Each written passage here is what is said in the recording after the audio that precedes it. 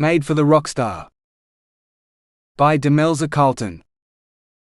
Book 1 in the Romance Island Resort series. 1. Rockstars don't retire at 25.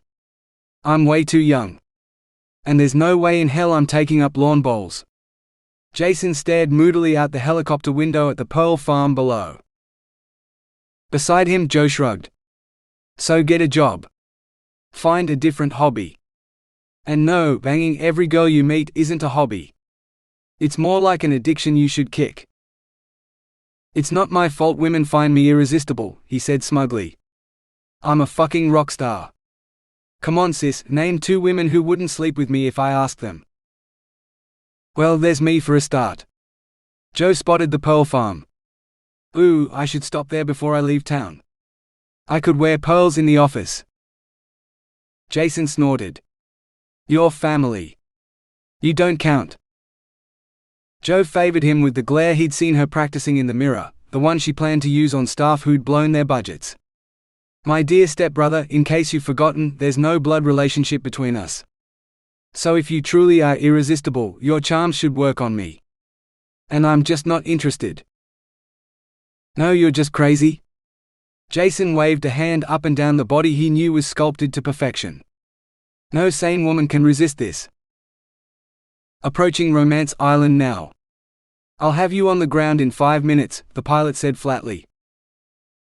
Jason considered her. No, too old. She had to be well over 30. He peered back out the window, hoping to catch a glimpse of bikini-clad bodies on the beach, as the white and green streak on the horizon expanded into a heart-shaped atoll. He couldn't help feeling a thrill of excitement. This was the place, he knew it. This exclusive tropical resort was where a rock star could get a bit of rest and recuperation, with plenty of female company to keep him busy at night. And when Angel came to her senses and set out to find him, well, here he'd be. In paradise. What more could she ask for than the perfect man in the perfect setting? Maybe she'd reconsider her decision to break up the band, agree to do a comeback tour, and realize that nothing was better than living the rockstar life. She just needed a bit of time, that's all. Time he'd spend in paradise, living it up. He wondered whether he wanted blonde, brunette, or a rare redhead tonight. When the helicopter bumped to the ground, he decided to leave it up to chance. After all, he could try something different tomorrow. 2. Audra, you'll take care of the pearls this week. Annette didn't lift her eyes from the staff roster in her hands. Audra raised her eyebrows at hearing the name of the resort's crown jewels. I thought only Jackie cleaned the Pearl Villas. Casual housekeeping staff like her didn't have a hope in hell of getting near the VIPs who stayed in the Pearls. She usually ended up dealing with the motel-style rooms in the main building. Families, honeymoon couples and well-paid professionals who didn't have secrets to keep like the Pearl guests did on the other side of the lagoon. Annette shrugged. Jackie's off sick. Injured her knee when she slipped cleaning one of the bathrooms. I can assign one of the other girls, Penny maybe, but you asked for more responsibility, and if you want to stay on after the dry season's over, you'll have to know how to deal with VIPs. And if she didn't, Penny might get the permanent position instead, was what Annette didn't say. She didn't have to. Audra needed the job and she couldn't afford to lose it to Penny. This job would see her through until next year's round of graduate job offers, if she could win the contested full-time position in the off-season. Otherwise, she'd be forced to return to endless rounds of job hunting between queuing up for unemployment benefits. Just like her brothers and her father. No, I'll do it, Audra replied. Thank you. You should thank me. Maxima's the only villa occupied at the moment. One VIP whose only request is privacy and solitude. Should be easy. Audra nodded, but she didn't agree. Nothing in her life was ever easy. Annette set the roster down on the table and pulled her phone out of her pocket. I'll just send a message to Dennis and get him to authorize access for you. She tapped at her phone screen. There. Run on over to reception and he'll take care of it. Thanking her boss one last time, Audra left the staff dining room and wended her way past the staff accommodation, through the palm trees and up to the main building.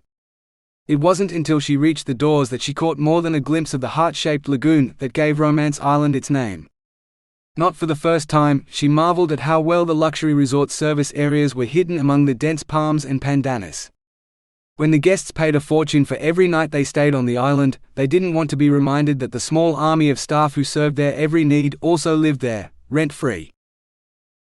Audra breathed in the faint scent of frangipani as she entered the air-conditioned foyer, wishing she could wear one behind her ear like the reception staff did, but the flowers scarcely stayed in place through the first room she cleaned, let alone the whole day, so she'd given up on them.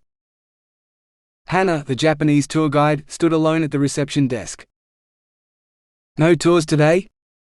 Audra asked. "Just heli fishing this morning. This afternoon I have a large group snorkeling in the rose garden if you want to come." Her dark eyes shone with eagerness. Audra suspected Hannah preferred being in the water to staying on land, but she didn't understand it.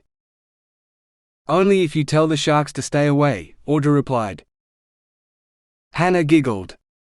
"Oh, but the reef sharks are the best part. They're so very shy." "Not with me." Audra still bore the scars of her first meeting with a reef shark. She'd stood knee-deep in the shallows of what had turned out to be the reef shark nursery, and one of the beasts had bitten her on the leg. She wouldn't venture into the water again in a hurry. Speaking of hurrying, she caught a glimpse of Dennis entering the security office, made her excuses to Hannah, and headed after him. Dennis gave her a curt nod of recognition and held out his hand. "ID?" Audra slipped off her wristband and handed it over. Dennis dropped it into the scanner and drummed his fingers on the keys. "So now you have access to all the Pearl Villas too. Anything else I can get you?"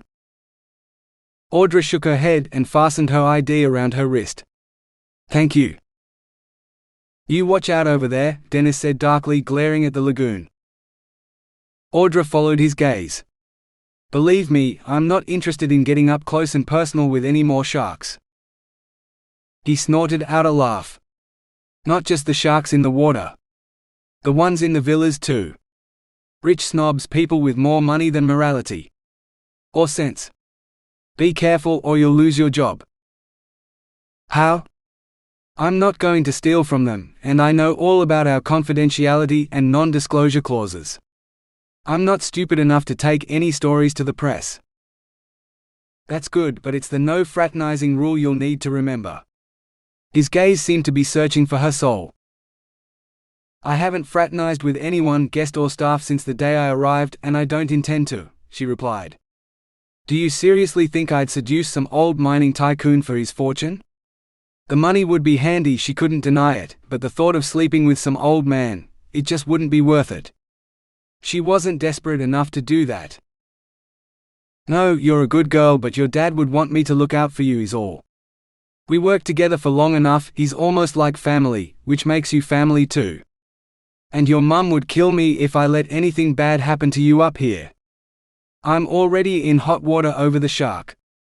Dennis coughed. "There's a reason only Jackie services those houses." "Because she's the most senior housekeeper under Annette," Audra snapped. "She's damn good at what she does.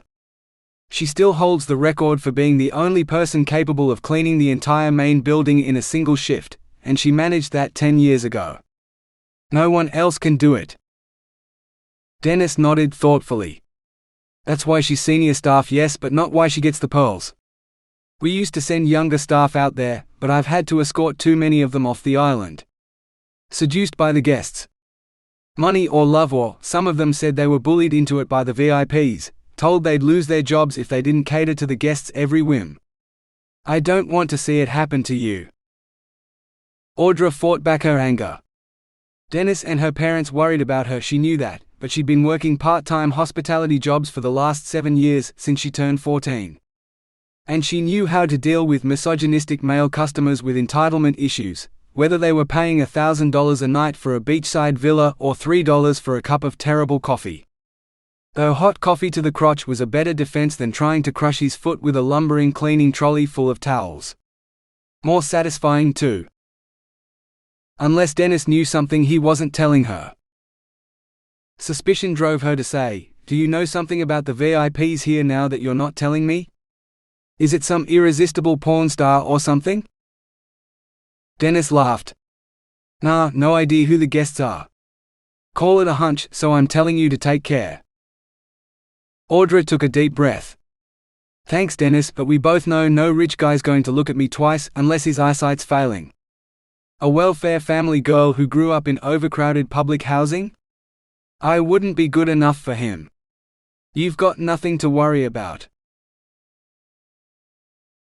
3. So what do you think?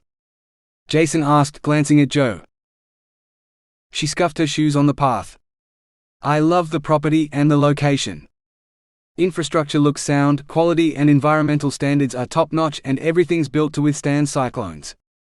That cyclone shelter looks like it could survive the bloody apocalypse. As far as real estate goes, it's beautiful and brilliant. But as a business, I'm not sure. I mean, it's a remote luxury resort and it's peak season, yet the place is half empty. I'd buy the property as a long-term investment and let some hotel chain manage the place, but none of them seem interested. That's one hell of a warning sign. Add that to the asking price, which is much too high, and no. I don't want to buy the place. But I want to live here. I'm going to stay here for the whole month just like we planned. His sister stared at him as if he'd spoken Chinese and not English. Why? I mean, I get it's nice for a holiday, but the isolation would kill you. You're miserable when you're not surrounded by fans. How long would you like living out here alone? Jason laughed. I wouldn't be alone. There's a hotel full of people here. Well, half full maybe. Different girls every night, all looking for a good time. It's like rockstar heaven. And that's what you want, a new girl every night? That's all you want out of life? Jason couldn't stand seeing the pity and disgust in her eyes, so he surveyed the lagoon instead. Until I find the right one, yeah. She'd come. She had to. And when she did, he'd be waiting on a romantic beach with open arms. You'll never find her that way, Jason. Instead, you're going to be very lonely. I'm never lonely. I can have any girl I want, remember? Jo rolled her eyes. Yeah, except me and anyone who really matters. And I'm not staying at a resort in the middle of nowhere that I don't want to buy. I'll be gone tonight so you can have your little orgies from dusk till dawn without me complaining that your bed partners make too much noise. She sighed. You're still hung up on her, aren't you? No. Even Jason heard the defensiveness in his tone. So why are you hiding out on this island for a month? Jo persisted. Checking the place out before I buy it. Working out if I want to retire here and go from rockstar to hotel owner. I always figured I'd go down in history as rockstar royalty like the Stones, not bail out of the music industry before I hit 30. It feels too soon, you know? Jason tried to sound virtuous. I'm going to spend a month working out what I want to do next in my life. What path I want to take. Jo snorted. Want me to find you a career guidance counselor? I bet the local high school or unemployment office has one. I'll see if she's willing to fly over here for a day as a consultant to counsel you on your career choices. Thinking of the young female teacher who'd been his guidance counselor at high school, Jason perked up. Is she as hot as Miss? How the hell should I know? Probably not. Might even be a man. Fuck no. I don't need some bloke telling me what to do. Trevor's bad enough. Jason couldn't suppress a shudder. He'd never admitted aloud, but he was terrified of the band's security consultant. The man was an ex-US Marine who'd served in Afghanistan, for fuck's sake. He could kill a man with his bare hands, Jason was sure of it. Hey, maybe that was one good thing about the band breaking up. No more wondering if today he'd finally push Trevor over the edge and the man's angry face would be the last sight he'd ever see. I don't remember you complaining when Trevor scared off that scary stalker chick who swore she was carrying your baby. What was her name again? Jo retorted. He didn't remember and he didn't want to. The baby wasn't his, condoms made sure of that. And he didn't want to talk or even think about crazy girls who didn't understand the meaning of the word no. He waved his wristband at the scanner below the ornate sign that read Villa Maxima, and suppressed a sigh of relief when the door opened. It may as well have said home sweet home for all he cared. This was the place. For the next month it would be rockstar heaven. He was certain of it. But first, he wanted to be that little bit more comfortable. I need to take a piss. He strode into his villa, fumbling with his zipper, as he headed for the bathroom. 4. Audra tucked her dusting cloth into the hamper for dirty linen as the door clicked closed behind her, muffling the robotic vacuum cleaner's whirring as it scooted around the floors of Villa Pink Tartar. She had one last villa left, Maxima, the inhabited one. Deciding to leave her trolley at the bottom of the steps beside Pink Tartar, Audra trotted up to the grand front entrance of the hotel's most expensive accommodation. Her wristband triggered the door as she approached, but still she hesitated. "Hello, housekeeping," she called, crossing her fingers in the hope of receiving no reply. She repeated the call twice, before cheering inwardly that the residents weren't home. Her first day of dealing with VIPs was a success, because she hadn't seen a single one. The dirty glasses lined up on the sink marked this villa as occupied. Audra loaded them into the dishwasher, and a few swipes of the cleaning cloth later, she crossed the kitchen off her list of rooms to clean. A peep into the bedrooms revealed untouched beds and a single suitcase in the master bedroom, only one VIP then, or a couple who packed light. Better than spoilt snobby children who liked to smear food into the furniture. The laundry hamper was empty, as was the dry cleaning one. That left only the bathroom. For the second time, she crossed her fingers as she entered the sparkling white porcelain cave that was bigger than her bedroom in the staff accommodation. Toiletries, tiles, even the toilet paper was untouched, still folded into its arrow point from the last time Jackie had cleaned the villa.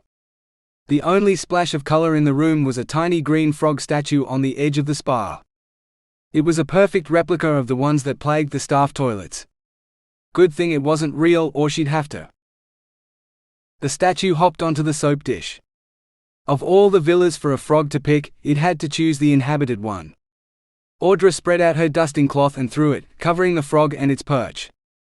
She hastily bundled the whole thing up, hoping to carry the frog outside, but it squirmed out and dropped into the tub, where it had 3 fat friends. Audra swore. She knew the hotel rules. All the wildlife on the island reserve was protected. She'd be fined if she deliberately hurt a frog. So she could either take them outside or shoo them down the drain they'd climbed up in the first place. The grating on the spa drain sat beside the hole it was supposed to be guarding, gaping a welcome to her amphibian antagonists. Game on. Audra climbed over the edge and slid to the bottom of the 2-person tub. She grabbed the stack of fresh towels she'd brought with her and rolled a couple into a temporary fence around the frogs. She unfolded a third and spread it over the top of the enclosure. All she had to do was nudge them into the drain.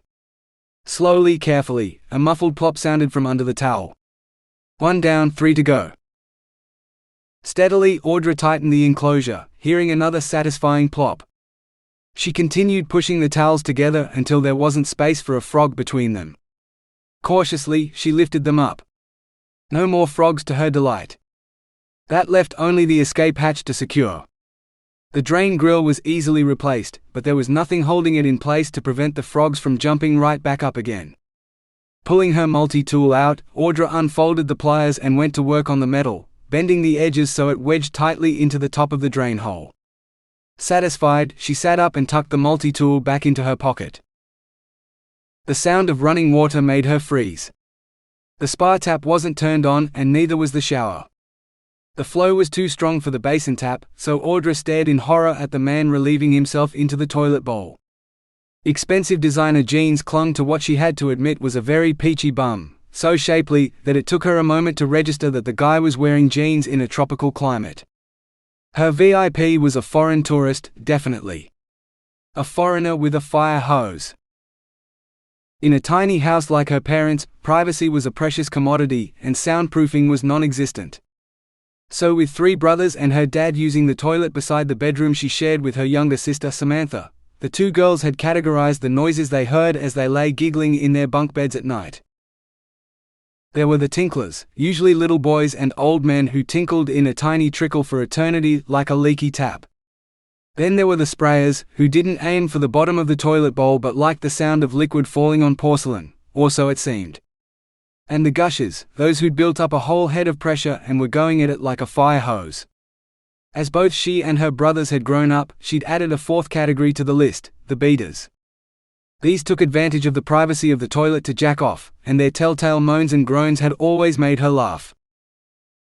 Mr. VIP Peachbum, or should that be Plumbum given his dark genes? Most certainly wasn't a beater. He was the sort of high-pressure gusher you got from a 3-hour drive down unsealed roads from town, then a rough boat trip through changing tides to the island. Or a bender involving a carton or two of cheap beer, a bottle of bourbon and a football match on TV so riveting they couldn't leave it until the final whistle blew. No, foreign tourists didn't understand Aussie rules football. She considered climbing out of the bath and sneaking out while his back was turned, but it made more sense to stay where she was. At least then she had the excuse of dealing with the frogs. She could say she hadn't seen or heard a thing. And she hadn't, until the man shook himself and turned slightly to reach for the toilet paper. Then she saw what she had to admit was quite a sizable piece of equipment before he tucked his fire hose back into his pants and zipped everything safely inside. Maybe he was a porn star. Well, there was some excitement for a morning. A free show. Audra felt a touch of dampness on her thigh. Oh bloody hell! Was the frog grinning at her? Little bastard! She grabbed a towel and used it to push it off her leg and closer to the plug hole. Shit! She'd sealed it. Audra threw the towel over the top of the cheeky beast and bundled it up, hoping this time she had the frog inside. Now Plumbum just had to get the hell out so she could make a dash for the French doors to the veranda. Water hissed and pattered into the basin, followed by the sound of someone pressing the liquid soap dispenser. She'd never hated good hygiene this much. Why couldn't Plumbum forget to wash his hands? The frog was already squirming its way out in another escape attempt. Footsteps crossed the tiles and she heard a distinctly Aussie voice say, "Shit, I need a beer. What's in the mini bar today? What do I look like, your maid? Go look for yourself, lazy ass." The woman sounded like she was in the kitchen. I have it on good authority that it's a fine ass, not that you'd notice this. I've had a couple of magazines ask to do centerfolds devoted to this perfection. Plumbum's voice faded as he padded off to join the woman that Audra realized was his sister in the kitchen. Audra breathed again and lifted her head above the lip of the tub. The coast was clear. She vaulted over and sprinted for the outside door. The lock clicked and the doors swung open as she waved her wristband frantically at the scanner. Clutching the bundled towel in her arms, she bumped her certainly not centerfold-worthy bottom against the door to shut it. A second click of the lock told her she was safe. She shook the frog out under the veranda and carried the crumpled towel to her trolley at Pink Tartar. So much for an uneventful first day in the Pearls. Could this one have been worse? Yes, she decided. He could have seen her. He could have been doing more than pissing. The frog could have entered her underwear. Or hopped out of the bath and alerted him. Or both. Or it could have been the sister in the bathroom. A brother and sister who could afford Maxima. Were they some mining or media tycoon's grown-up kids? That was almost worse than the younger sort. These would deliberately pour chocolate sauce on the rug and snigger as they watched her clean it up. The sort of people who'd never had to work a day in their lives. She wouldn't let it worry her, but she wouldn't take any shit from them either. Audra slung a laundry bag over her shoulder and seized a fresh stack of towels. Lifting her chin, she marched back to the villa. 5. Audra scanned her wristband and waited for the door to open, but it remained firmly shut. The intercom beside her emitted a persistent beep.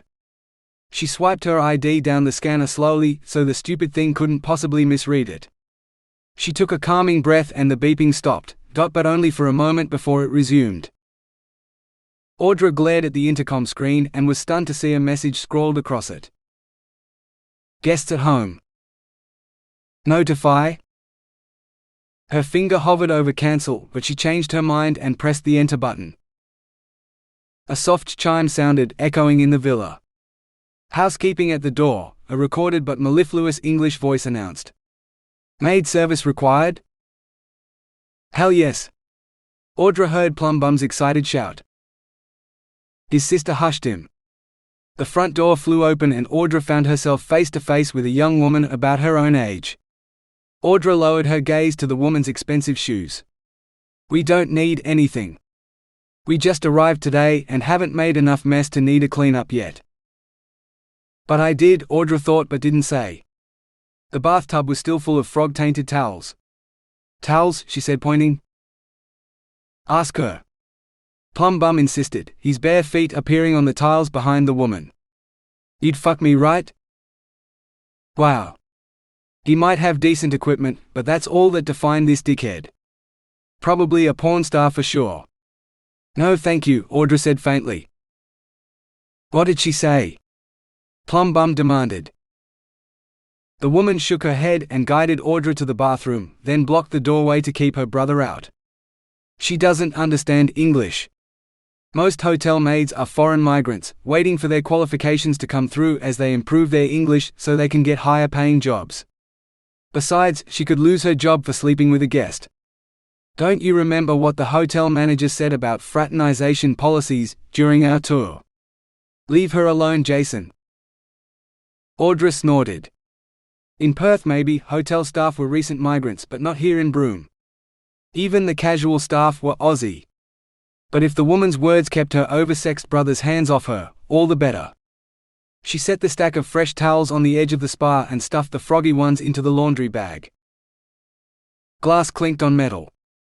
An empty beer bottle going into the bin, most likely. The crunch and crackle of plastic followed it. Definitely the bin. She'd empty that on the way through, and then she could escape the pearls for the day. Fixing her eyes firmly on the tiled floor, Audra marched to the kitchen to the approaching beat of helicopter rotors. "Third flight today." "Right, there's my ride returning. Don't get into too much trouble, don't make too much trouble for the staff, and enjoy your holiday. If you're not fit and ready for the band's farewell tour, you know it'll be your balls on the chopping block." "Band? Did she say he was in a band?" Audra raised her gaze to scrutinize Plumbum's face. Even with the sexy stubble along his usually clean-shaven jaw, she recognized the face from the poster that had adorned her bedroom wall for the better part of the last 5 years. The one Sam kissed every morning. One she'd fantasized about since high school. Maybe she'd even kissed that poster once or twice herself. She glanced away before he could catch her staring. Oh shit. She'd already seen his. "Promise me that if you get lonely, you'll call me. Don't do anything stupid." The sister sniffed. "I do love and care about you, you know." "Ha!" he shouted. "I knew it. Told you that you wanted me. It's not incest if I'm your stepbrother. Everyone wants me." Audra snorted. Arrogant prick. Even she could tell the girl didn't. "You're delusional, Jason. I love you because you're my brother, blood or no blood. I wouldn't sleep with you if you were the last man on earth." She pulled out her phone and tapped it meaningfully. "Promise me you'll call me." He nodded sulkily. Her eyes met Audra's. "Don't take any shit from him. There's a place in town that neuters tomcats for half price. You can put it on his hotel bill." She winked. Audra stifled a snort of laughter. Mess with this man's glorious equipment? The world would weep. Especially if castration robbed him of his signature, underwear-igniting singing voice. Even she'd shed a tear for the loss. She waited for the sister to leave before she pulled out the rubbish bin to change the bag inside. Bare feet appeared beside the bin. "You understood every word, I bet," he said. "And I know you recognized me. If you know who I am, we both already know the answer to my question. So answer me. Would you fuck me?" 6. Audra didn't hesitate. No. She turned to leave before she could take it back and change her answer. A hand landed heavily on her shoulder. "Fuck, don't go. Do you know who I am?" Here goes. She sighed as she shrugged out of his grasp and turned to face him. You're Jay Felix, the lead singer of Chaya, and you have an army of fangirls the world over. Your shows are always sold out because you make yourself accessible to your fans. And the man who'd played center stage in all her teenage fantasies. He laughed. More like they make themselves accessible to me. He dropped his voice into the seductive purr that had made her love his songs back in high school. Go on, Audrey, tell me you wouldn't. I already have, she snapped. And it's Audra, not Audrey. She peeled her badge off her breast and held it up to his eyes. Less distraction so you can see it better. And because she wanted to hear his voice caress her name just once. I like the view. He deliberately dropped his gaze to her breasts. She itched to slap him. She'd never liked her conservative work uniform as much as she did today. What more could a woman want than a fucking rockstar, Audrey, he whispered. Rockstar? Man whore more like. And one who couldn't even get her name right. Audra looked him in the eye. Less swearing for a start. A bit of honesty. Humility. Someone who listens and remembers her name. Being someone's one and only, and knowing your partner isn't the darling of millions but yours. Mine? He stepped closer to her so she could feel his breath warm on her face. You want to be mine? Yes, every cell in her body screamed, or at least those below the neck. The ones in her brain were blaring warning sirens against dickheads who didn't know her name and would cause her to lose her job without caring. Yet here was her high school heartthrob, standing so close to her she could reach out and touch him. Close enough to smell him. Audra backed away, wrinkling her nose in defense against the man's scent. He smelled like the ever-present Pindan dust on the mainland, overlaid with sweat from walking outside in the humidity, with a tantalizing top note from the frangipani soap in the bathroom, reminding her of what she'd seen there. Her eyes strayed to the front of his pants. His hand slid into view, covering his crotch. I'll give it to you if you admit you want it. For an insane instant, she considered it. Considered giving in to her own teenage desires to get up close and personal with a rock star. But she wasn't at high school anymore. Mr. Felix, that's a lovely offer and I truly appreciate it, but I'm in the middle of my work shift. I have a lot to do today. Like round up all the robotic vacuum cleaners in the other villas. She prayed she wouldn't have to chase any under the bed. Working. Of course. His smile said he thought it was a joke. When do you get off? I want to be there when you do. Him and his bloody double entendres. Sleazy, persistent, arrogant rockstar. Sorry, Mr. Felix, but staff don't fraternize with guests. It's against the rules. She flashed a professional smile. I have other guests to see too.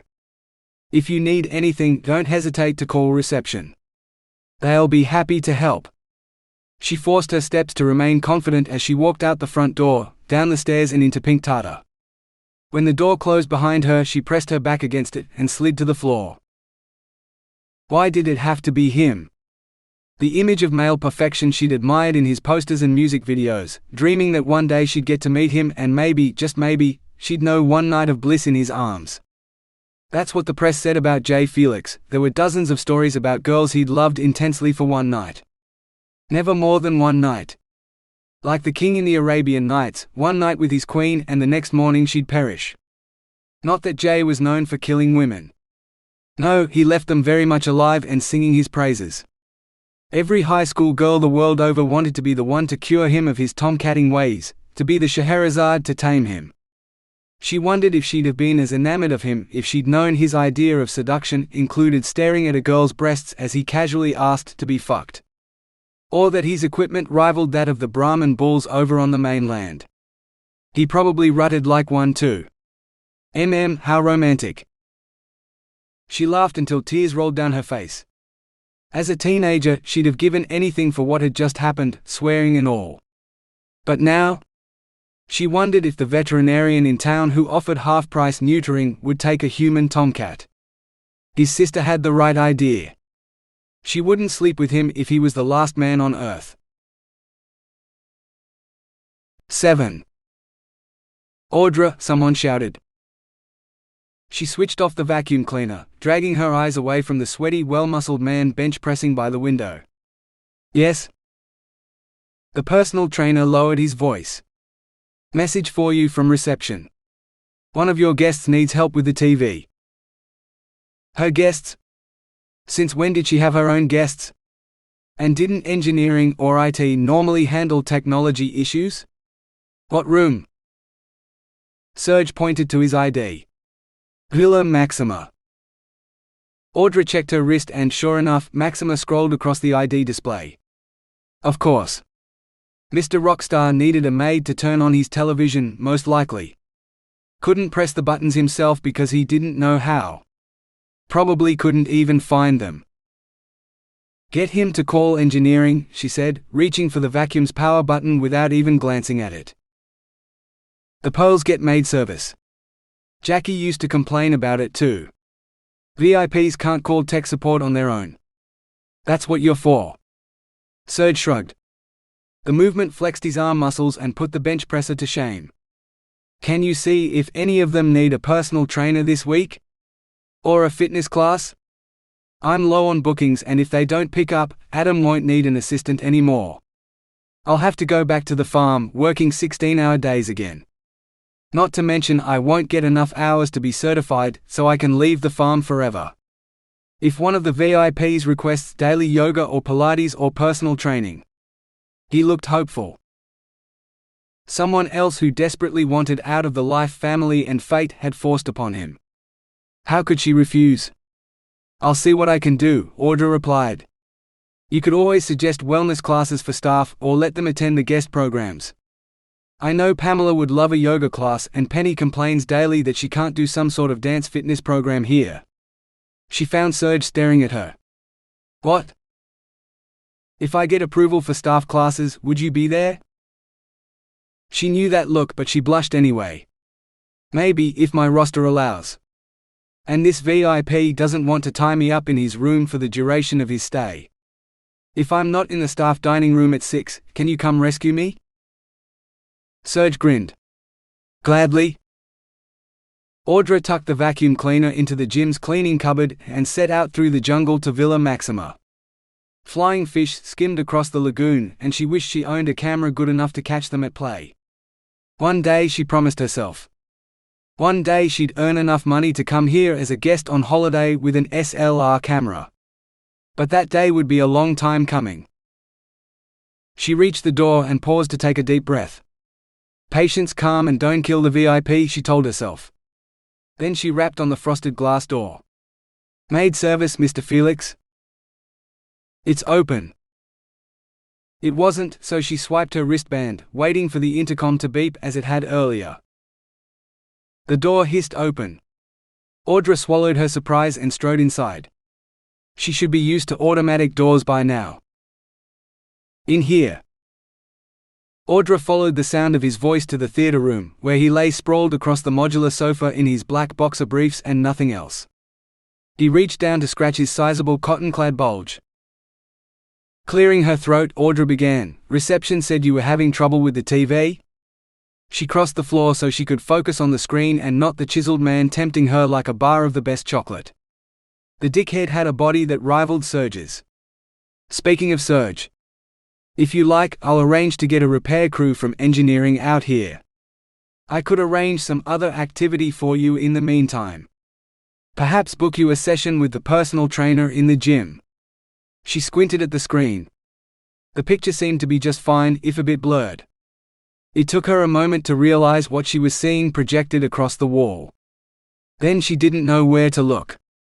"I take it you don't want to watch the adult movie channel?" Audra inquired, trying to keep a straight face. She'd heard every excuse in the book for why hotel guests had accidentally accessed the channel. She wondered if he'd have a new one. Jay laughed. "Babe, I'm a rock star. Porn goes with the territory. I don't usually watch it alone, is all." Ah. She really didn't know what to say. Had he called her to come and watch adult movies with him? She heartily hoped that wasn't included in her job description.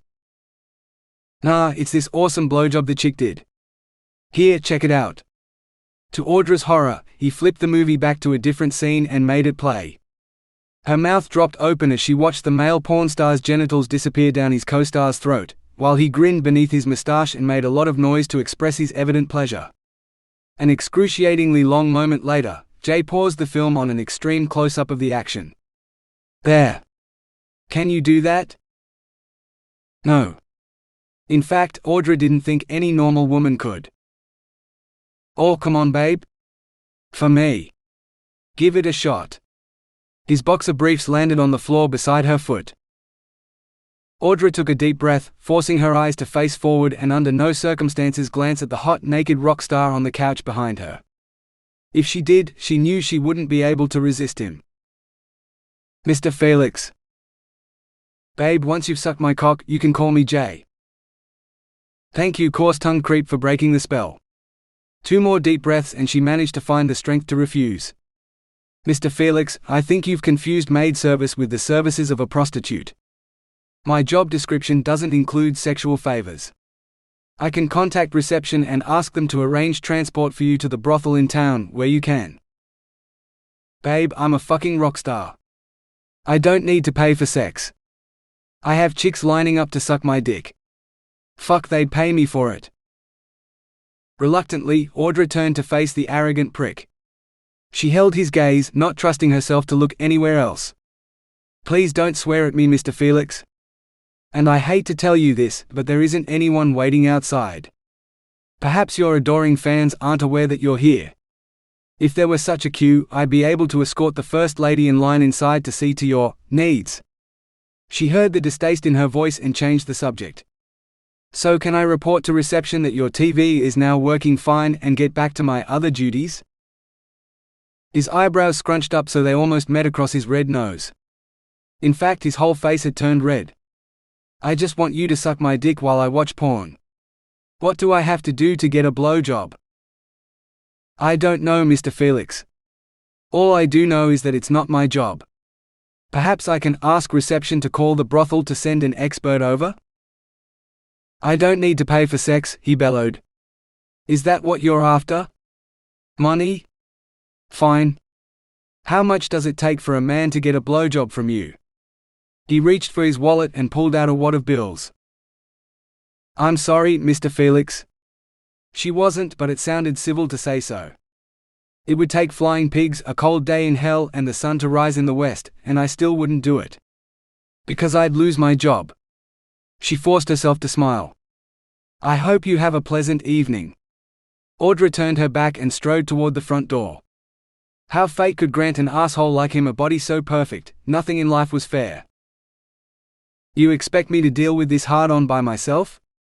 His voice shifted up an octave. Audra thought she heard a note of desperation. Good. Maybe it was time life evened up the score a bit. For all the nights she'd lusted after him and never been properly satisfied.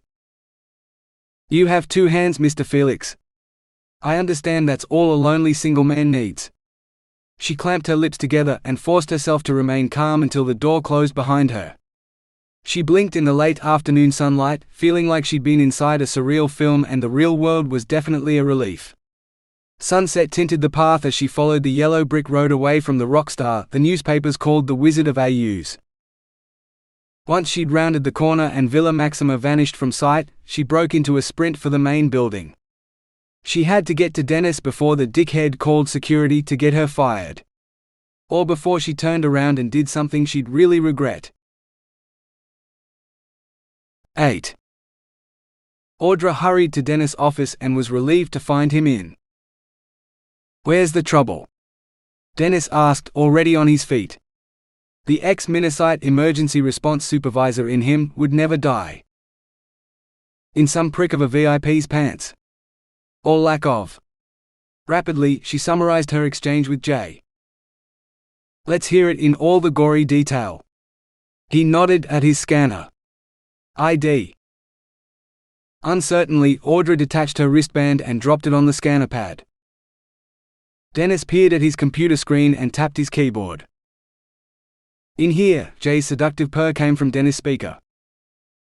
Audra gritted her teeth as she listened to the recorded replay of her conversation in Maxima. Dennis' eyebrows would have reached his hairline if it hadn't receded. The sun will rise in the west, The tension broke as they both laughed. I might have borrowed that one from Game of Thrones, she admitted. Do you record all the conversations in the hotel? He shook his head. Only the ones where staff are in the room with guests. It's to protect both parties, and we usually don't listen to any of it unless a complaint is made. It's not common knowledge among staff or guests. Based on what happened today, you don't have anything to worry about, even if he does file a complaint. He sucked in a breath. Did he touch you at all? Audra shook her head. Damn. If he does, it's assault, and I'll have grounds to make him leave the island. But if not, he's still allowed to stay here. Let me know if anything worse happens and I'll contact the police. Just don't touch him or he'll have grounds for an assault charge. Slowly, Audra nodded. For the first time, she was glad she hadn't slapped him, however much she'd wanted to. Maybe he liked that sort of thing. Just remember to swipe your ID every time you enter or exit one of the villas and you'll be fine. Your ID will record every conversation within earshot while you're inside. I'll handle this one from here. If you like, I'll give you the highlights of his complaint at dinner.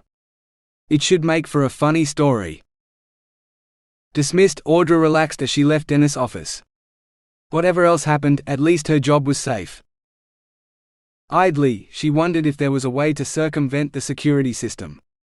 If she did snap and tell the prick what she thought of him, she definitely didn't want it recorded for posterity. Dennis would laugh himself sick. Or if she surrendered to her own weakness and gave Jay what he asked for, no. One night with Jay wasn't worth losing her job, no matter how good he was in bed. Or on the sofa. Audra ruthlessly shut that thought down before it went any further. Just because her body lusted after him, didn't mean she had to give in. She didn't even like him. 9. Audra raised her arms above her head in a stretch that resonated through her shoulders to her spine. Right. Good to be in my own clothes again. Do you think they could make the uniforms any more uncomfortable? Pamela smiled shyly. It could be worse. Audra thought of the ties, tight-fitting tops and short skirts she'd had to wear in her various other jobs. You're right. Let's get these down to the dock in time for the last boat and we can go for dinner. She counted the trolleys. Isn't Penny supposed to be helping us? Where is she this time? She said something about a sexy new sous chef.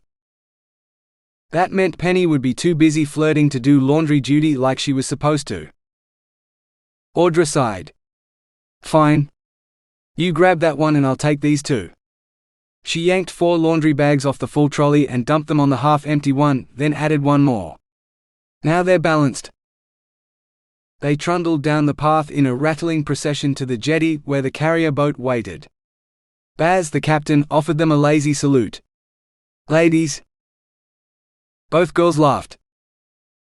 Audra waved at the bags. Guest laundry and a week's worth of island uniforms. Please don't let the laundry service get us mixed up with the hospital linen again. The only thing worse than the maids' uniforms out here are surgeon scrubs. Oh, so you liked the nurses' uniforms, did you? Baz teased. Pamela blushed bright red. One day, when I can afford to go to nursing school, I'll wear one all the time. You'll get there, Audra said. And I bet the guests think all you housekeeping girls are deaf, dumb and stupid. What would they say if they knew you'll one day be saving their lives predicting the weather or, what's the other girl want to do again? Penny wants to be famous. She wants to be a reality TV star. This week. Next week, she might want to be a lounge singer. Or marry someone rich. Audra lost track sometimes. Baz rolled his eyes. Right.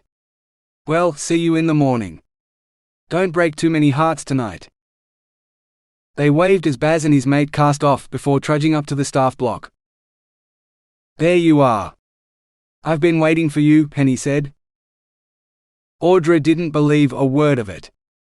Penny's shirt wasn't buttoned right and she had a suspicious mango-colored stain on her breast pocket. If you'd remembered we're on laundry duty tonight, you'd have known where to look. Oh. That. Sorry. She didn't look it.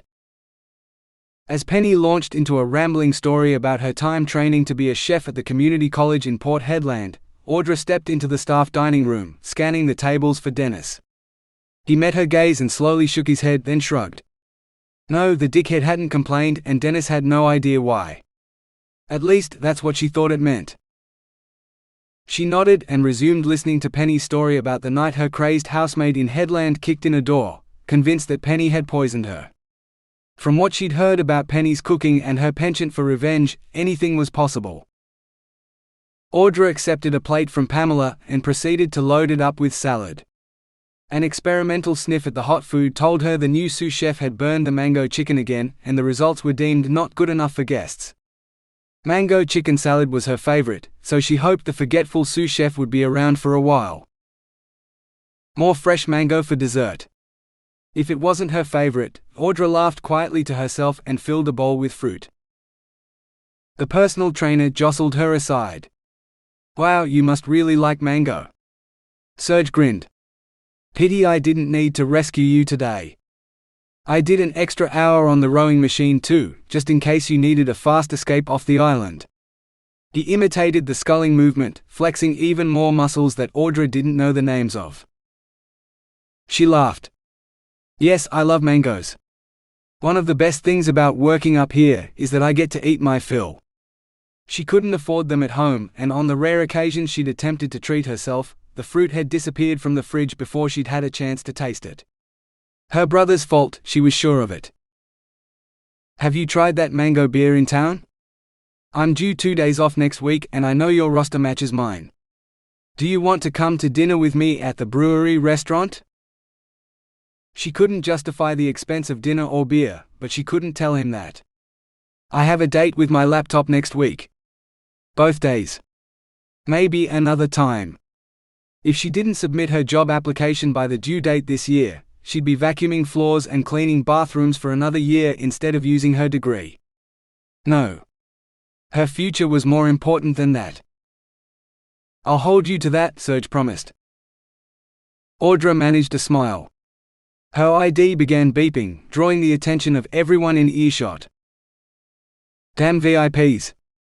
Taking advantage of the 24-hour maid service. Sucks to be on call. Serge patted her arm and headed off. Audra uttered a few swear words under her breath as she read the digital display. Maxima. Did he need someone to wipe his bum now? She slammed her bowl of mango cheeks and ice cream down on the table and decided he could wait until after dessert. The persistent beeping continued. You're doing Jackie's job at the Pearls? Penny squealed, seizing Audra's wrist so she could read the display. Ooh, who needs you urgently in Villa Maxima? Is he rich? Hot? Single? Audra swallowed. Confidential. You know I can't say. Guest privacy and all. Can you tell me how big his dick is? Penny persisted. Huge. Audra felt her face grow red. Penny, you know it's against the rules to get with the guests. Penny shrugged. Wouldn't stop me. What's a low-paid job like this compared to being swept off your feet by a rich man who's hung like a horse? I'd ride him before he could ask for room service. She winked. Maybe Penny would have been a better choice to service the villas, Audra fumed.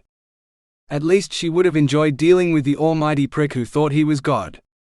But then Penny might also get the full-time job that Audra wanted, which she couldn't allow. She'd better find out what he wanted. The sooner she dealt with him, the sooner she could knock off for the night. Audra made her excuses and left the table. Have fun counting the inches. Penny called after her. 10. Audra slowed her steps as she reached the front door of the villa. Reminding herself that every word would be recorded, she forced herself to put on her professional smile. Even if she was out of uniform, she'd be the consummate professional she needed to be. She swiped her ID and allowed the intercom to notify Jay that she was waiting outside. The door opened and he stood in the doorway. "Fuck me." He looked her up and down, wide-eyed. "Here we go again.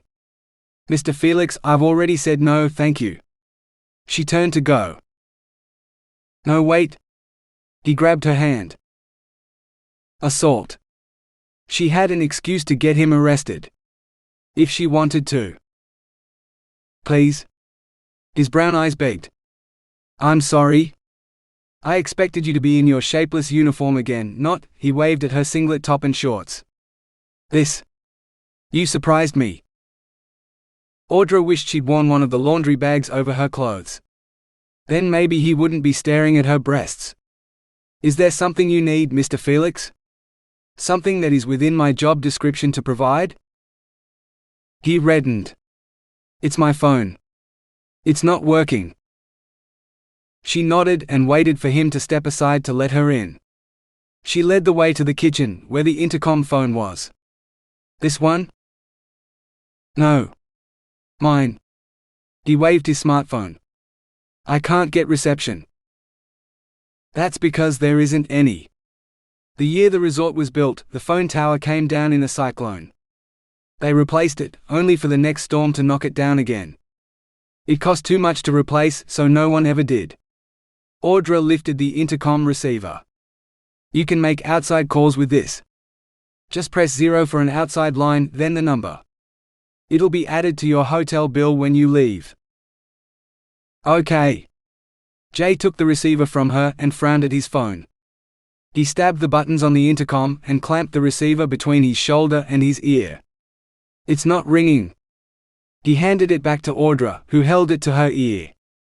A recorded message told her to leave her name and number after the tone, and someone named Joe would get back to her. "Your friend's phone isn't switched on," Audra told him, wondering how much she'd have to explain. "My sister. She made me promise to call her. I need to talk to her." Audra recognized the panic in his eyes. It was the same look her brother got when the world overwhelmed him and he forgot to take his pills. Her heart twinged with something that might be sympathy. For Jay Felix? Never. "Your sister? The one who was here today?" He twisted his shirt between his hands. "Yes. The one who flew out today.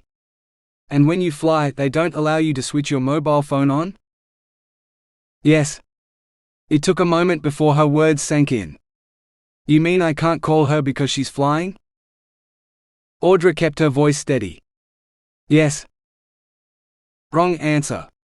So what am I supposed to do?" "I need to talk to her." She said. His panicked eyes darted around the room, not fixing on anything. "She said to call her before he did anything stupid." Too late. And she'd made it worse. Audra sighed. "She said to call if you got lonely, didn't she?" He nodded, then sighed. "I fucked up. You don't even like me, and she's going to kill me when she finds out what I said to you today. I'll keep calling her until she lands and switches her phone back on." He paled. "What if she's driving? Or she stays in a hotel where there isn't any mobile access? What if I can't get hold of her until tomorrow or later in the week? I need someone to talk to." He seized her hand again. "Don't go. Please." For a long moment, Audra stared into brown eyes that could have been her brother's. Tad was the reason she could never leave her shaver in the bathroom, after the first time she'd had to clean up the blood he'd dripped everywhere from the shallow cuts on his arms. If this prick got seriously into self-harm, she'd have to clean up his mess too. Audra told herself that her motivations were entirely selfish, as she said, "All right. I'll stay for a bit. As long as you don't demand sex of any kind, don't try to treat me like a prostitute, and don't stare at my boobs the whole time." He managed a watery smile. "I'll try. But your boobs, you have to promise you won't go to the press. Whatever I tell you, no one else will ever know, right? Unless they hear this recording."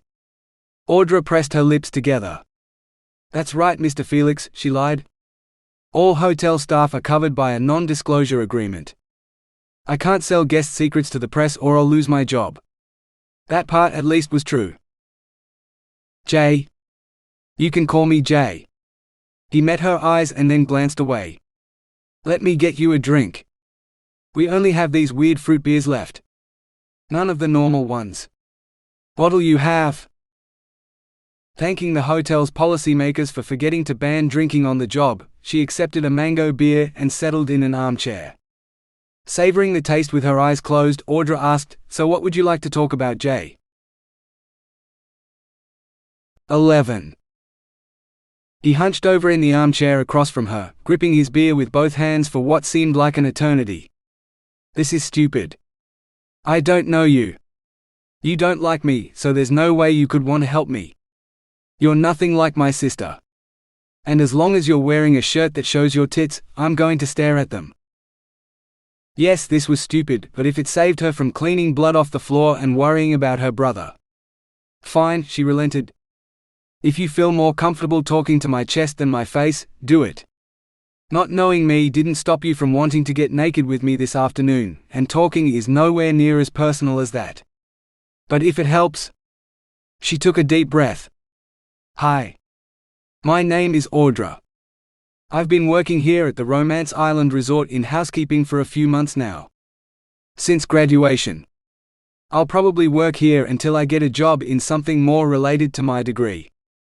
I have 2 older brothers and 1 younger one who've been bringing their problems to me since they could talk, and I usually find some way to solve them, so they keep coming back to me. Sometimes I don't like them much either, but I still help. And I may not be like your sister, the lady I met earlier today, but you remind me of my brother. Do I look like him? Audra laughed softly. Jay might be a prick, but he was a perfect physical specimen. No. Tad's, well, he has more of a keg than a six-pack. And a beard. One of those bushy hipster ones. Because he doesn't trust himself with a razor anymore, she thought sadly. No, you're better looking than my brother. But Tad video calls me at least once a week. Whenever he gets lonely. Just like you're calling your sister. He chewed his lip. I don't get lonely that often. I don't call her every week. I'm a rock star. I'm usually surrounded by people. He stuck his chin out. What are you? A shrink? Hell no. My degree's in atmospheric science. Meteorology and weather, mostly. It was Jay's turn to laugh. A weather girl. I'm going to tell a weather girl my problems and then you'll forecast fine weather and sunny skies for me? Why are you here, Audrey the weather girl? She gritted her teeth but turned it into a smile. Audra. My name's Audra. Not Audrey. You look like that classic movie chick called Audrey. The one with the dark hair and big eyes who smoked a long cigarette with her breakfast. Jay took a deep pull of his beer. You mean Audrey Hepburn? Well, there were worse people to be compared to. Coming from him, it was quite a compliment. Especially alongside the weather girl joke. If she had $1 for every time someone had said it, she wouldn't be doing this job, that's for sure. Thank you. But my name really is Audra. And aren't you the one who's supposed to be talking? It's my job to listen. Jay nodded, drained his drink and headed to the kitchen for more. When he offered Audra another, she shook her head and held up her barely touched beer. She didn't dare have more than one, not being able to afford much alcohol messed with her already low tolerance for the stuff. He returned to the lounge but rejected his armchair for a sofa he could recline on instead, fortunately, wearing more than just his undies. Do you know how Chaya started? Audra shook her head and sipped her drink. Damn, it was sweet but good. I started getting a couple of live gigs in small bars on weeknights, just me and my guitar. It was all right but not much money. In school I was in a band with my sister and her best friend. That girl had music in her head like magic, you know? She'd come in to practice and tell us to stop whatever we were doing to try something new she'd come up with last night. We'd whinge and complain, but we'd always give in because whatever it was would just be fucking awesome, better than anything we'd ever done before. And when the bars started looking for bigger bands than just some bloke with a guitar, I gave them one of our high school demo tracks by mistake. They fucking loved it, wanted to know if the rest of my band could come in and play. Except I didn't have a band.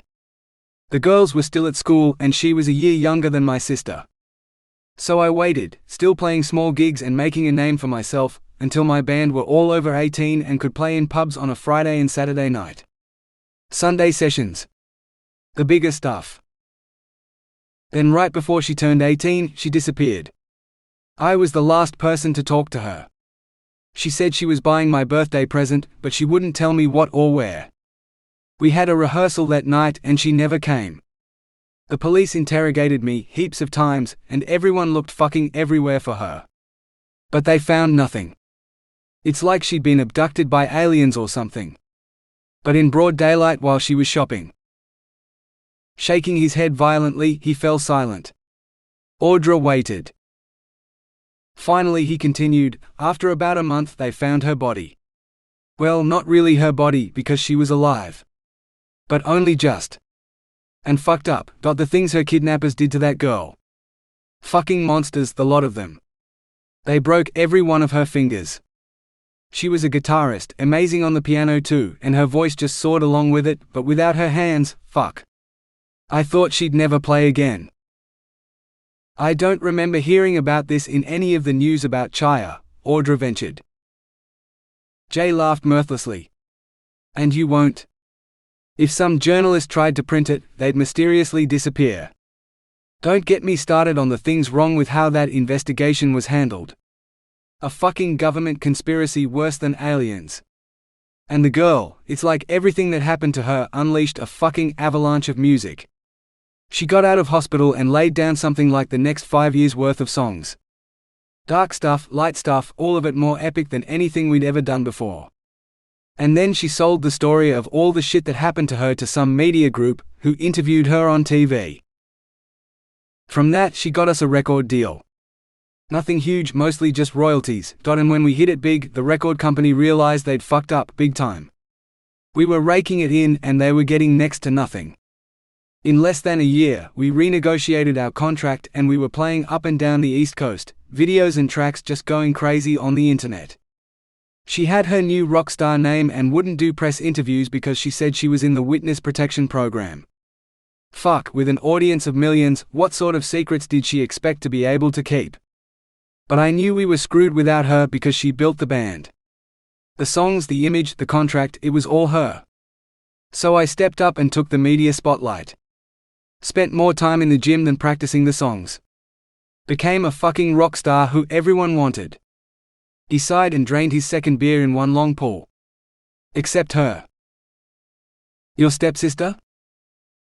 He snorted and choked, spraying beer everywhere. Joe? Fuck no. I mean, no, she doesn't want me and I don't want to fuck her either. We grew up together.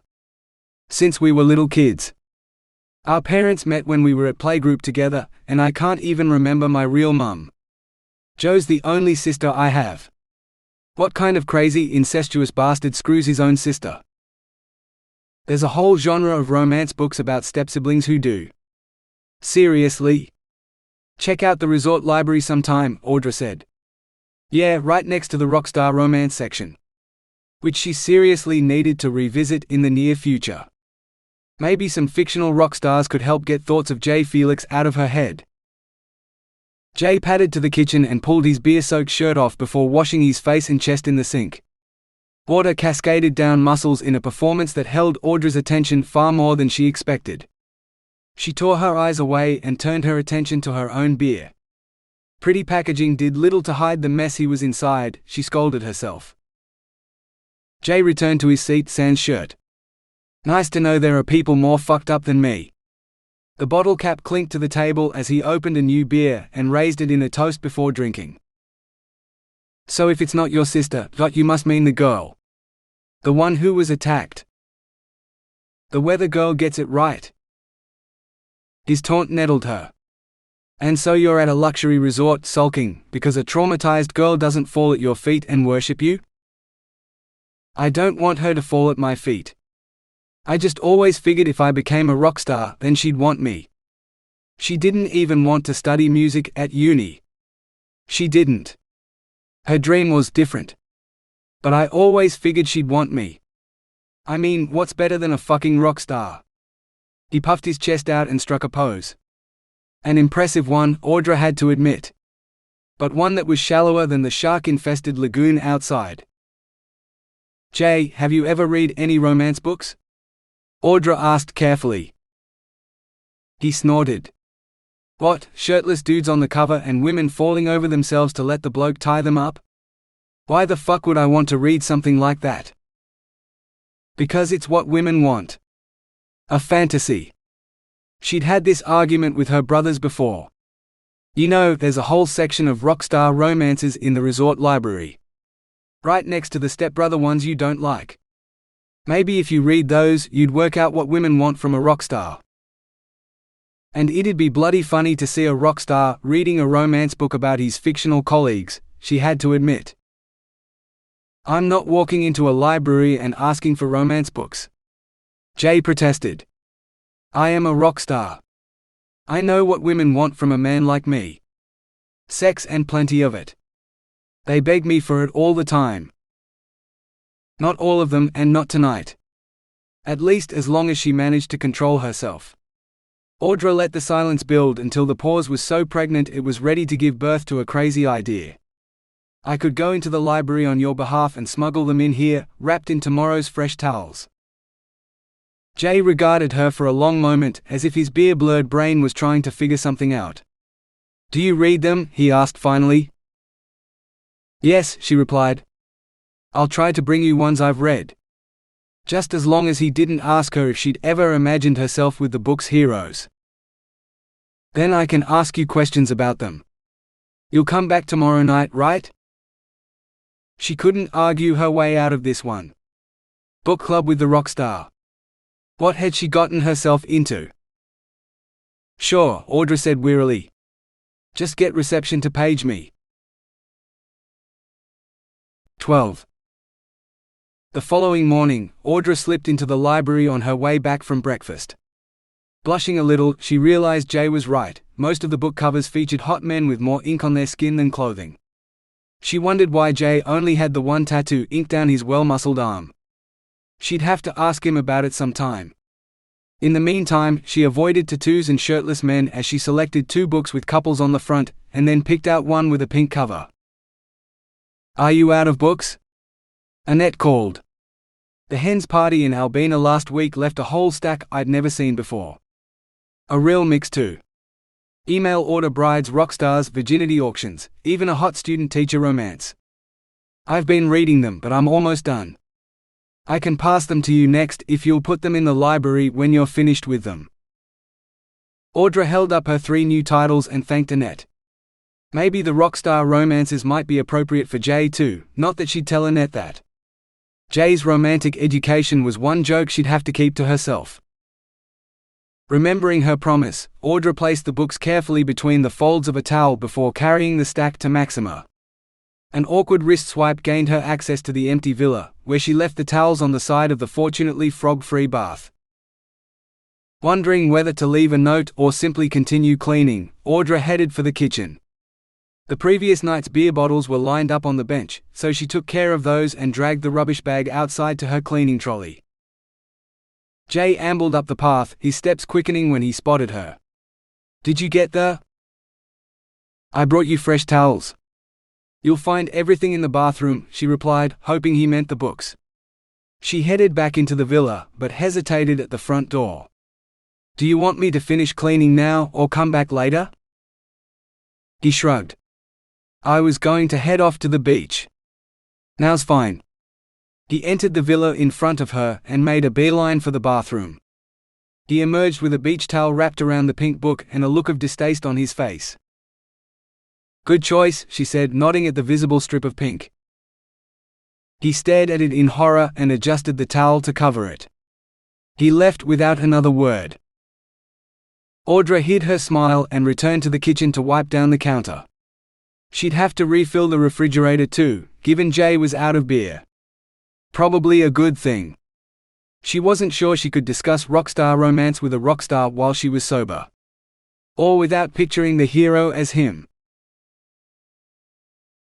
13. She needn't have worried. After dinner, she spent an hour talking to her family on an online video call while her wristband was mercifully silent. She even managed to squeeze in a little light reading of her own, after she'd found Annette's stack of books sitting outside her room. Jay avoided her for 3 days, though she caught sight of him lying on his private beach reading more than once. If she lingered for a moment or two to admire the lines of his sweat-sheened body spread on a towel for all the world to see, surely no one would blame her. She was human, after all. Looking wasn't licking, and she couldn't deny that it had been a long time since she'd licked any part of a man's anatomy. Not that Jay was on the staff menu, she reminded herself. She'd be lucky to get anything as tasty as mango chicken again this week, let alone raw rockstar. A raw hot mess of a rockstar. Or maybe he'd gotten over his momentary insecurity, managed to contact his sister, and decided that he was the deity of music once more. His ego certainly seemed big enough for it. On the third night after her book delivery to Villa Maxima, Audra eyed the evening's burned dinner offering. Penny had evidently distracted the sous chef so much that he'd singed the garlic prawns. It wasn't that she didn't like king prawns, it was just time-consuming to peel them out of their shells, and if they were overcooked, they might be inedible. She tentatively touched the tiniest crustacean with the tongs. Someone bumped her elbow, sending the tongs flying. "Don't do it!" Serge cried. Audra stared at the grinning personal trainer. "Why? Am I so fat I need to cut down on my protein intake?"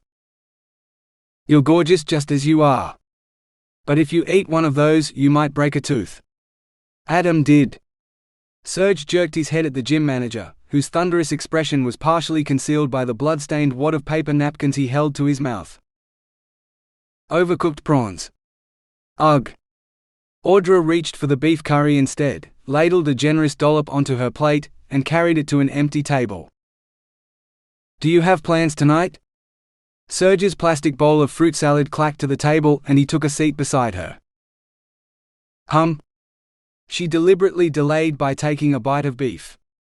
"I plan on staying on the island, relaxing for a couple of hours after dinner, before I drag myself into bed to fall asleep for a few hours until I have to wake up tomorrow and vacuum the sweaty gym carpet." "Hey, it's not just sweat. That's my gym. There's blood, sweat, tears, toil and determination soaked into that carpet." Audra laughed. "Glad I only vacuum it and don't have to shampoo it. I've cleaned some crazy things off hotel room floors, but I wouldn't have the faintest idea how to get determination out of carpet." "Me neither. Hey, do you remember that hen's party last week?" How could she forget? The bride-to-be and her friends had cackled their way through their stay, drinking the bar almost dry each happy hour as they demanded every cocktail on the menu, and a few they'd probably dreamed up just to confuse the bar staff. Not to mention the steamy reading material they'd left behind. Pressing her lips together, Audra nodded. "They bought me a carton of beer as a thank you for running their boot camp sessions. Gazza from the bottle shop in town rang to tell me, asking me what I wanted. I could have gotten a carton of VB." Audra wrinkled her nose at the name of her brother's favorite cheap beer. "See? I figured you wouldn't like that, and if I can't tempt you two into town to try the beers at the brewery, maybe I could bring them to you. So I asked him to send a taster pack, and I've got Patel keeping it in the back of one of the catering fridges." Audra didn't know what to say. Finally she answered, "But you earned it. You should enjoy them." Serge laughed. "I intend to. Look, you said you want to relax for a couple of hours. How about you come relax with me on a beach with some of Broom's best beers and we'll watch the stars until they get too fuzzy to see." Audra glanced at her wristband, but the display was still dark. Just because she was on call didn't mean she'd be called, and Serge was certainly good company. "Sure. I'll swipe some beach towels from the laundry to sit on and we'll make a picnic of it." After dinner, they met outside the staff accommodation. Audra slung a couple of towels around her neck, while Serge carried a cooler box full of ice that rattled against the bottles inside with every step. They reached the beach, only to discover that the tide was in and there wasn't enough dry sand to lay a towel. "Is there anyone in Villa Penguin?" Serge asked, staring at the waves trying to lick their feet. Audra snorted. That's a weird name for a pearl. You can't be serious. I don't believe there's a villa penguin. Sure there is. It's the little one with a private jetty. If you haven't found it yet, I guess no one's booked it. Serge led the way along the path to the Pearl Villas. The houses were all dark as Audra and Serge crossed the compound, the flip-flopping thongs on their feet lit up by the glowing path-side lamps. Jungle abruptly ended, and the cobbled path gave way to wooden boardwalk, extending out into the water. Villa Penguin's private jetty, Serge said, pointing to the sign that proclaimed just that. Audra laughed softly and shook her head as she led the way along the boards. The scrape and thump of Serge's footfalls behind her was the only sound above the sibilant splash of waves on the jetty. Spreading the towels out at the very end, she settled on one and stretched her toes out over the edge. Serge sat down beside her and flipped open the cooler box. Smoky or Polar's? Audra shrugged and reached for the nearest bottle. It was too dark to see the label. With the aid of Serge's bottle opener, the caps tinkled to the deck and they both drank. She tasted the bitter notes as she swallowed, then almost choked as it burned down her throat, as if she'd drunk whiskey and not beer. What the hell was that? She gasped, squinting at the bottle. By the dim glow of Serge's phone, they read the label. Chili beer? What kind of sadistic bastard makes beer out of chili? Serge switched his beer for hers. Only in Broome. Have mine. It tasted like some sort of tropical fruit. Not wanting to be caught out again, Audra checked the label first.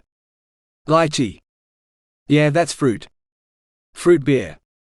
Only in Broome, all right? When she felt the alcohol warming her from the inside, she lay back and stared up at the Milky Way, spanning the sky in the sort of glorious display she'd never see in the city at home. I'll be dreaming of stars tonight. Me too. Serge lay down beside her. What else do you dream of?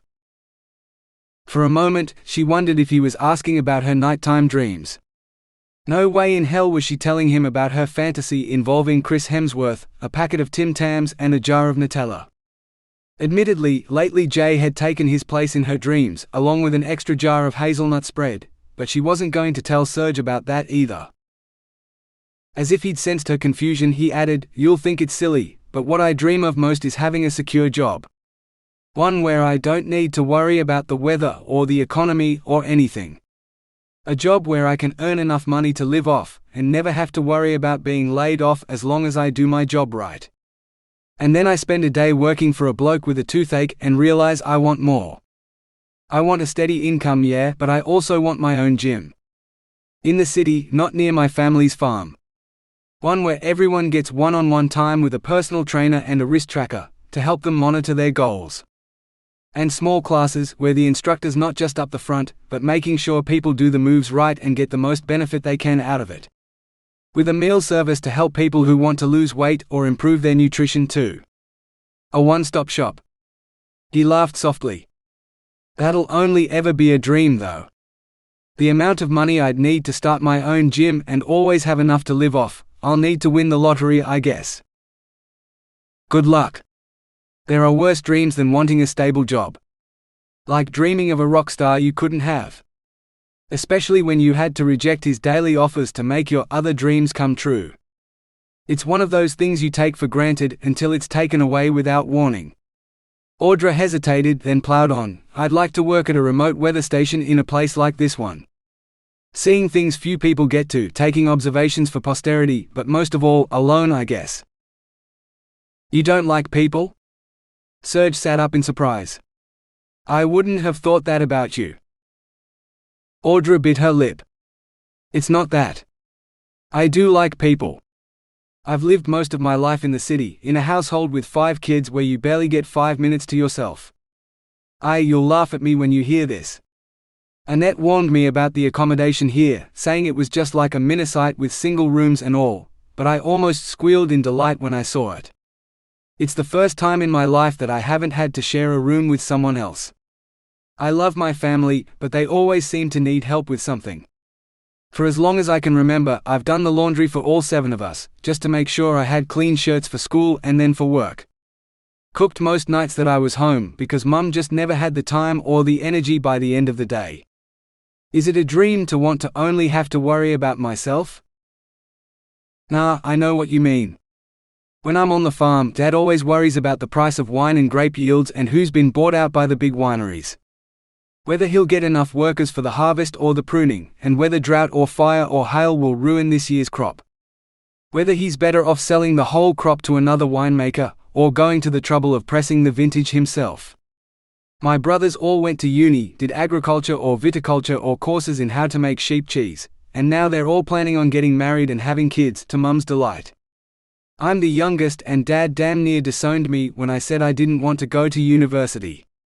As for getting married, I was more interested in health and fitness, not wine. Family, shit, I love them, but they're not the ones living my life. That's me. I have to make my own choices. Glass clinked. Want another beer? I think these are both normal ones. No fruit or vegetables this time. Audra accepted the drink and hugged her knees to her chest as she stared out over the dark ocean. Thanks. Yes, I love my family. But it feels like I do less work out here, even when I'm still on laundry duty. I have time to myself. Almost makes working here feel like a holiday. She laughed. Don't tell Annette I said that. When we're fully booked and I've had to clean a record number of rooms in less time than it takes to drive here from town, sometimes I vacuum so many rooms and scrub so many showers that I can still hear the hum of the vacuum cleaner at dinner, or I wake up with my fingers cramping around an imaginary spray bottle in the middle of the night. Why don't you have a job at a weather station? I haven't finished my qualification yet, but I thought you said you'd graduated. Audra sighed. Yeah, I graduated earlier this year.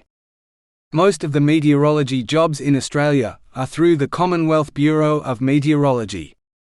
They have one graduate intake a year. It still hurt to think about it. Did you miss out last year? She thanked her lucky stars that it was too dark for her to see the sympathy on his face. Or for him to see the tears escaping from her eyes at the memory of Leon's mangled car and him lying in hospital in a drug-induced coma, like an ad for why 17-year-olds shouldn't own V8s, drive fast and drink alcohol. Sort of. I didn't get my application finished before the deadline. So they didn't accept it, and I had to wait another year. When's the deadline?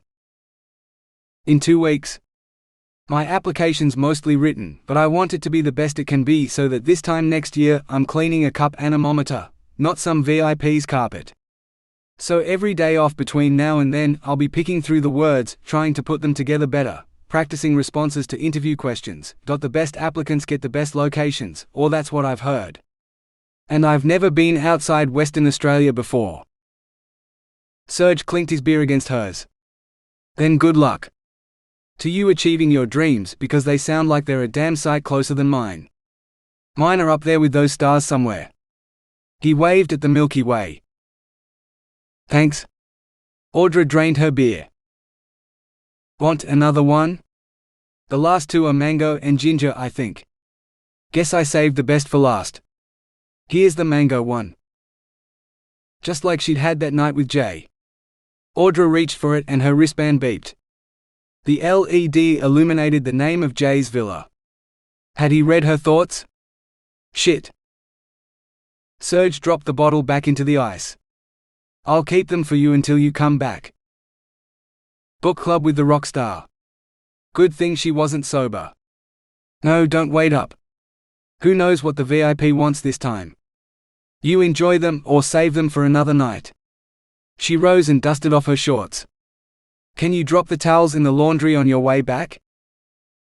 Serge nodded. I'll save the last beers for the night you find out you've got the job, managing your own weather station in paradise. You mean when I get sent to the arse end of nowhere? Audra laughed. Wherever you're on. 14.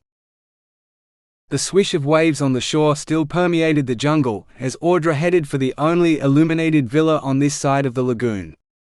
Once again, work won over any chance of enjoying herself. Was Serge right? Would her life one day hold something different?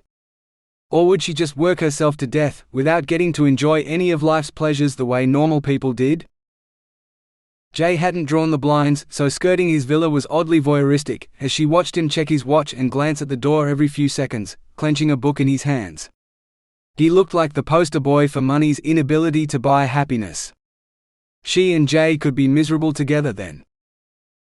Audra swiped her wristband and waited for the door to slide open as the intercom announced her arrival. The sound of tumbling glass greeted her as she entered the lounge room. What hadn't been visible from the window were the empty bottles lined up on the tiles at Jay's feet. She leaped into action, grabbing as many as she could before she had to clean up broken glass instead of just beer-basted bottles. 2 armloads later, she'd filled the recycling bin in the kitchen. Audra eyed the tiles critically. "Do you want me to mop that now or wait till morning? It's only a few drops and I'd hate you to slip." Her beer-befuddled brain caught up with her mouth. But a fresh mopped floor would be slippery too. "Morning's probably best." Jay nodded, his unfocused eyes making her wonder if he'd even understood her question, let alone her dilemma. "You paged me. Was there something else you wanted me to help you with?" Audra wet her lips. "Or did you just want me to clean up the bottles?" "Your rockstar romance books don't help," he slurred, throwing them down on the sofa. Audra eyed the pink book and one with a couple on the front. "How so?" she asked lightly. Jay waved at them. "These are about girls still hung up on their high school crush who never noticed them until they're rock stars and suddenly they do. If I was a chick who wanted to seduce a rock star, fine, but I'm the fucking rock star." Audra rubbed her fuzzy eyes, wishing she could do the same to the inside of her head. He wasn't making any sense. "I thought you said the girl you've been pining over since high school is a rock star too. Your guitarist, isn't that what you said? You're out here sulking, all sad and lonely, because she's thrown you out and you're trying to find a way you can crawl into her good graces again so she'll take you back?" "Fuck no," Jay roared. "Rock stars don't sulk and they don't crawl for uppity chicks either." Audra tried to hide her skepticism. "So why are you hiding out here?" "I'm not hiding." With what appeared to be considerable effort, he lowered his voice to a more normal volume. "I'm planning. Regrouping. Taking some much-needed time to consider my future. The next stage in my career." Rock stars had to make career choices? She'd never really thought about it. They wrote and recorded albums, performed the songs at concerts, while millions of fans screamed their names, bought their music and obsessed over them. But the wrong choices could end his career just as surely as they could hers. And while she could always find another job somewhere else, cleaning hotel rooms or serving food, that wasn't an option for a rock star whose meteoric rise had turned into a freefall that could only end in a crash to earth. Did he mean he had to decide on which country to tour next, or what style of music to write for his next album? Sobriety descended on Audra like a cold shower. It wasn't his career future he was considering, it had to be the girl he denied having feelings for. Career angst didn't create chaos with your emotions the way love could. Jay wasn't just a rock star, he was a man too. "What are you going to do next?" she asked softly. It seemed like his macho mask slipped away and she saw genuine fear in his eyes. "I don't fucking know."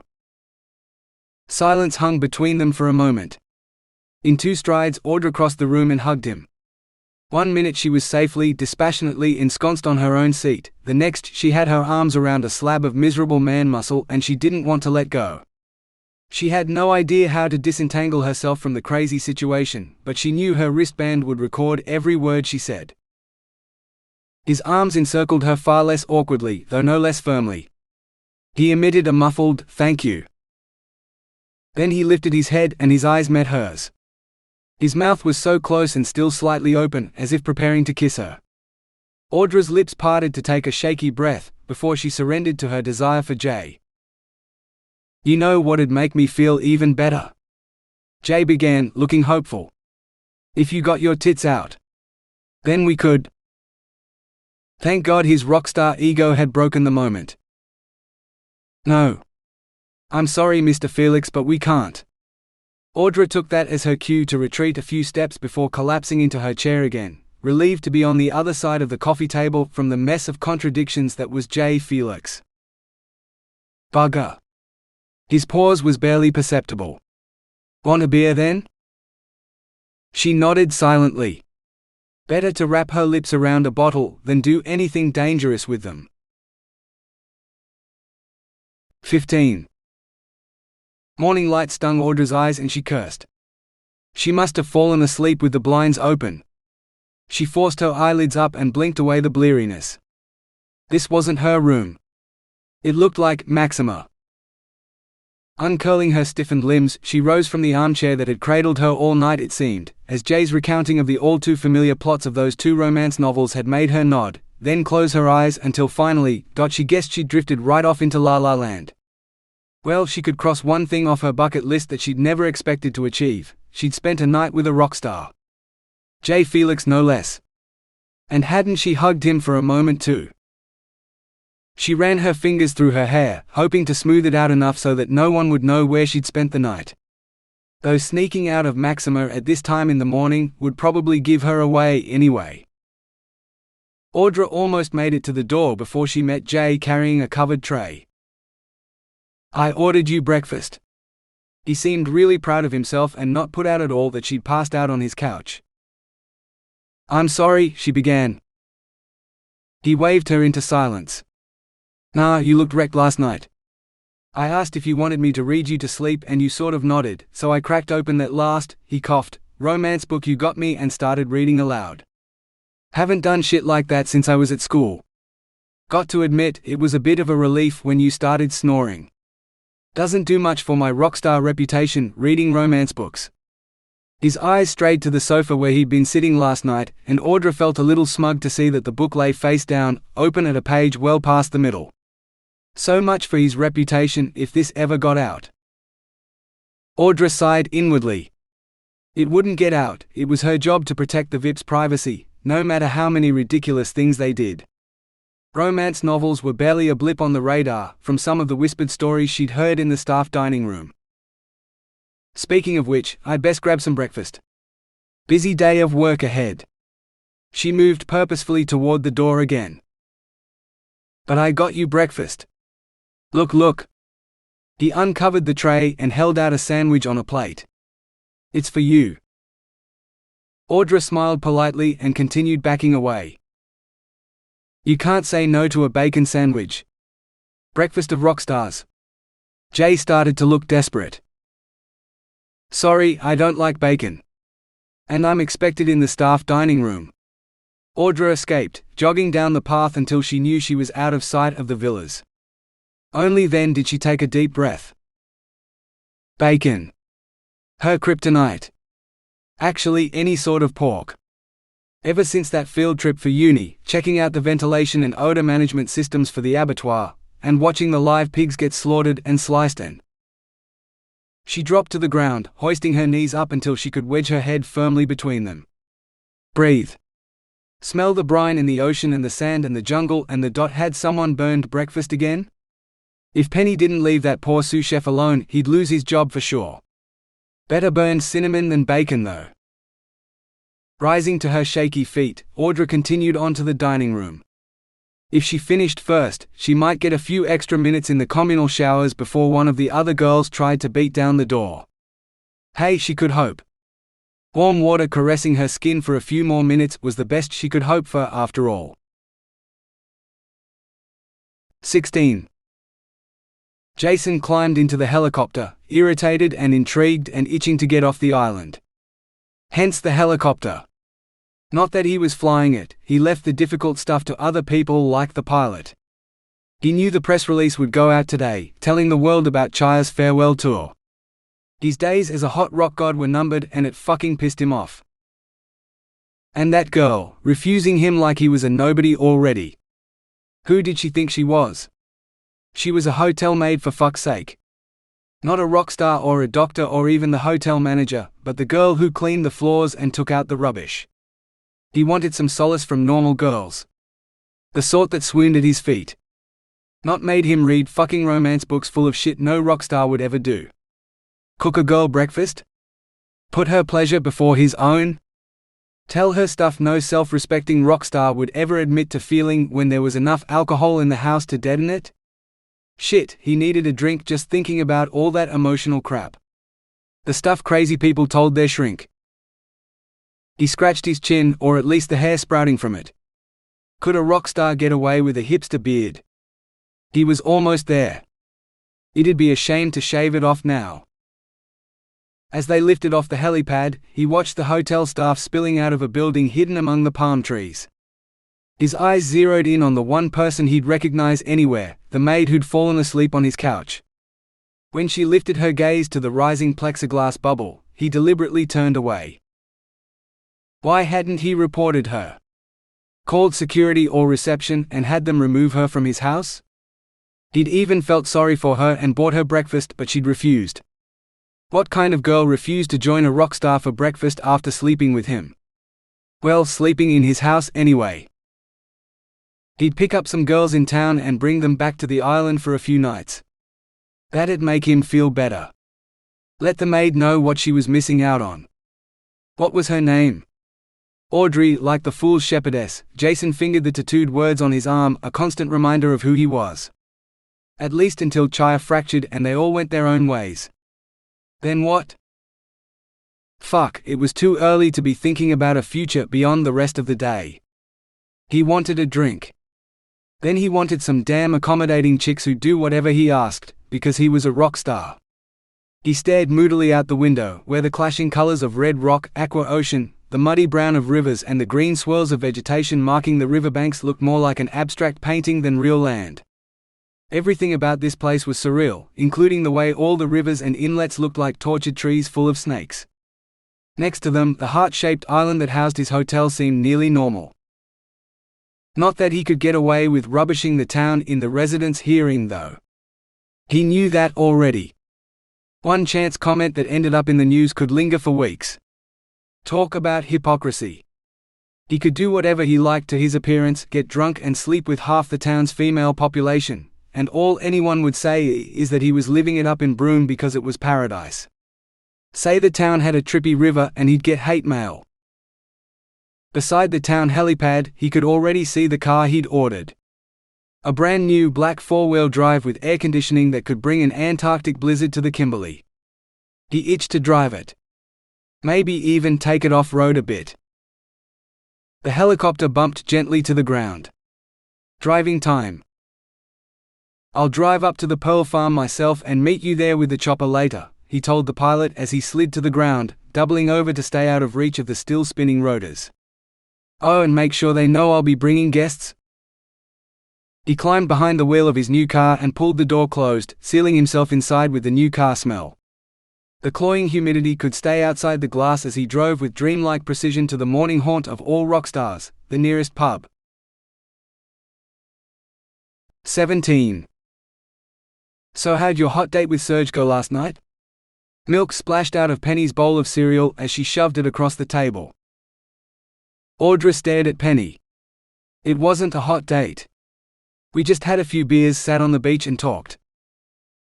Penny snorted. Talked? Yeah, right.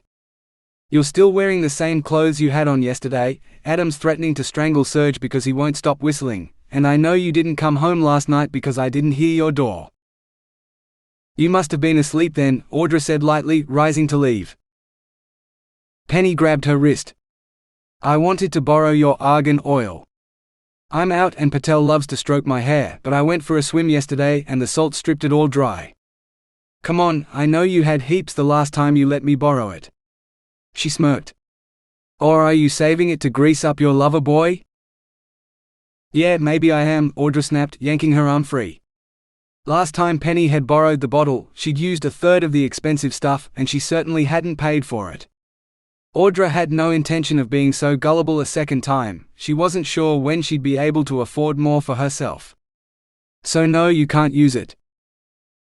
You'll need all the lube you can get so that hunk of meat can slide into your puckered-up whole grumpy guts, Penny retorted. How long's it been since you spread your legs for a man? Months definitely, seeing as you haven't had anyone over since we got here. Or longer than that? Was your boyfriend back home saving himself for marriage? Or is that you? Audra wanted to punch Penny for voicing what she was already thinking, but even she had to admit it wouldn't be fair. It's been a while, she confessed quietly. Penny hooted with laughter. So kiss that personal trainer of yours, get him to back you up against the wall and do you in the shower block. With arms like his, I bet he could support your weight for hours. She smiled mistily. I'd do him. She eyed Audra's top. Looks like you already did last night. I knew you were lying. What's that then? She pointed at a blotch. Peering at her shirt, Audra sighed. Ice cream from dessert most likely. Ha! You blew him. I'd never have thought it of you. That hot man practically owes you a decent screw now. If you were out with him all last night, why didn't you collect? I wasn't. Audra trailed off, knowing Penny would only get louder and more insistent the longer she protested. The fewer people who knew about last night, the better. We were just talking and then I got paged over to the pearls. It was a mess and I was there most of the night dealing with it. She avoided Penny's searching eyes. You blew a VIP? What did he taste like? Did he tip you? How big was he? Was he hot? Audra winced. Penny. Penny finally noticed that they were drawing attention and lowered her voice. Was he hot? She repeated. I didn't do anything with anyone last night. You know we can't. If no one knows, it never happened, Penny intoned, waving her hands around as if she was casting some sort of spell. Audra snorted. Well, it didn't. It's all in your imagination. She glanced at her watch. And now breakfast's over, so I should grab a shower before I have to finish cleaning the villas. Reception said we have a booking for Albina on the weekend. She hurried out, hoping Penny wouldn't follow. Tell me his name. Audra shook her head and kept going. Thumping helicopter blades make her glance up. Surely the guests for Albina weren't arriving already? They weren't due until tomorrow. It was taking off, not landing though, and she thought she recognized the passenger before he turned his head. Jay was headed off for an outing, a private heli fishing expedition, a tour of the gorges, or what she'd been told was a magical flight over horizontal falls, maybe. Stuff she'd never be able to afford. Especially not if she didn't get a shower before work. 15 minutes later, when the hot water had run out and she'd buttoned herself into her work uniform, Audra stared critically at her reflection. Yes, the shadows under her eyes were almost darker than her irises. She needed a decent night's sleep in her own bed without worrying about rock stars, sleeping on their couches, drinking too much beer or sweet dreams about sex with Jay Felix. She hoped Jay enjoyed his excursion today so much that he was too tired to call for maid service tonight. As if it had heard her, Audra's wristband beeped, summoning her to reception. She reached for her shoes. Heloise stood at the reception desk, wearing a pink frangipani because the white ones blended into her fair hair. You paged me? Audra waved her wrist in the air. Heloise found the message. The guest in Maxima will be bringing more people to the villa tonight. Can you make sure it's ready? Sure thing. Did he mention what time? Heloise shrugged. When the helicopter comes back. The pilot's the one who relayed the message from the mainland. So the only warning she'd have would be the sound of the Pearl Farms helicopter returning. Fine. She'd deal with Maxima first then. Audra thanked Heloise and headed for the Pearls. 18. You want pancakes and a pint of beer? The waitress repeated, puckering her lips like a puzzled duck. Jason folded his arms behind his head, reclining in his seat. That's right, babe. And extra syrup. I'm looking for a little more sweetness today. He winked, then realized his sunglasses hid his eyes. He thought about taking them off, but it was a bloody bright morning. Besides, if the girl couldn't even take his order properly, she didn't deserve a wink from a rock god. Shaking her head, the waitress wandered back to the kitchen. Jason shrugged. Her loss. He resumed reading his newspaper, scanning for the story about Chaya's farewell concert, growing more and more annoyed as he kept turning pages and found no word of it. It should have been front-page news, but some plane crash had claimed that headline, and the paper was full of pictures of the wreckage and the people who'd been on board. He had enough bad news in his own life today. he didn't need to be depressed even more with stories of lives tragically cut short. In frustration, he tossed the paper onto another table. Maybe he'd have been better off staying at the resort. The sweet smell of chocolate changed his mind as his pancakes arrived. Chocolate chip pancakes drowned in maple syrup with ice cream and a cherry on top, no less. Fuck, if they tasted half as good as they smelled, he'd have to stick them on his list of requirements for Chaya's next tour. Their final tour. He stabbed the cherry with his fork, but somehow it slipped off before it made it to his mouth, splashing maple syrup everywhere. Swearing, he yanked off his syrup-smeared sunglasses and threw them down on the table. Fuck daylight. Fuck breakfast. Fuck hiding. No one knew who he was, and soon Chaya would be nothing but a forgotten memory. He was nobody again. "Oh my god, it's Jay Felix," someone squealed. Maybe not yet. Jason found himself signing autographs and posing for photos with the group of backpackers who'd stopped in to grab breakfast on their way to the beach. One glance at the string bikinis barely covered by transparent shirts and skimpy shorts was enough to lift his spirits and harden his resolve. A pack of fangirls to play with was exactly what he needed right now. He invited them to join him for breakfast and grinned as two of them started fanning themselves. There had to be something wrong with that hotel maid. No one refused breakfast with a rock star. He called the waitress over and insisted she arrange for a bigger table, more chairs and pancakes for everyone. And where was his beer? Giggling washed over him like a bottle of shaken-up champagne. Balm to his rock star ego and enough to send his hangover away. He lifted up the badly behaved cherry by its stalk. "Who wants me to pop a cherry?" Jason grinned as several of them blushed. He didn't care if girls were virgins or experts, he was their first rock star, enough to make any girl forget every other man she'd slept with. He selected a girl whose blush was so red it rivaled the fruit in his fingers. "Open your mouth," he purred, widening his grin as she obeyed before popping the cherry inside. He paused while she ate it. "I like a girl who swallows." More giggles erupted and he basked in their adoration. Almost as good as sex, though he was pretty sure he'd be getting that too. 19.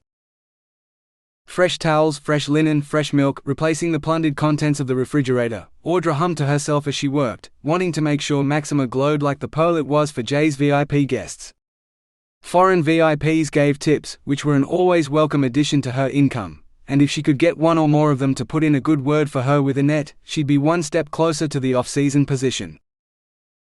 And perhaps Jay would conveniently forget that she'd fallen asleep in his house. She set off the robotic vacuum cleaner in Maxima and headed to Albina to prepare it for tomorrow's guests. Albina had been booked for an executive retreat, she found, so she had to contact engineering and IT to make sure they provided a long list of computer and communications requirements for the visiting executives. Once the men started plugging in cables, talking about bandwidth and racks and some new game that had just been released, Audra escaped back to Maxima. One robot replaced another as she set off the one that mopped, listening out for the rotor blades of Jay's returning helicopter. Who would he bring? Other celebrities? Or the rest of the band, perhaps? What if he brought the guitarist girl he wanted to win? He'd rejected romance books and rubbished any suggestions she'd made, so Audra doubted the relationship between the two would change unless he did. Though if he had a little help. She contacted catering and asked for a honeymoon supper package, delivered cold to the villa to be prepared at the right moment. Audra stuck the champagne in the fridge, alongside the tray of chocolate fondue, complete with instructions on how to heat the chocolate. The strawberries looked so perfect, Audra felt hard-pressed not to steal one, but she wasn't the one Jay would be romancing, so she closed the door firmly on temptation. She took the rose petal bath mixture and massage oil to the bathroom, then changed her mind and left the oil in the master bedroom instead, adding it to the innocuous-looking, heart-shaped box of condoms and flavored lubes. Audra finished the romantic atmosphere with the addition of mood lighting, every battery-operated tea light she could gather, lined up along the edge of the spa, the flat surfaces in the bedroom, and even on the lounge room coffee table. Pleased at her handiwork, she resolved to return at sunset to turn the little lights on. For a moment, she wished a man would romance her half as well as she was helping Jay do for his mysterious woman. Audra hoped the girl appreciated it as much as she would. 20. As the afternoon sun turned its slanting rays into his eyes, Jason peered at the menu, trying to decide if he needed to eat something else with his next mango beer. His lunchtime steak sandwich had been a long time and several beers ago, but it wasn't really time for dinner yet. Besides, he didn't want to stay for dinner. He was hungry for something far hotter and tastier than food.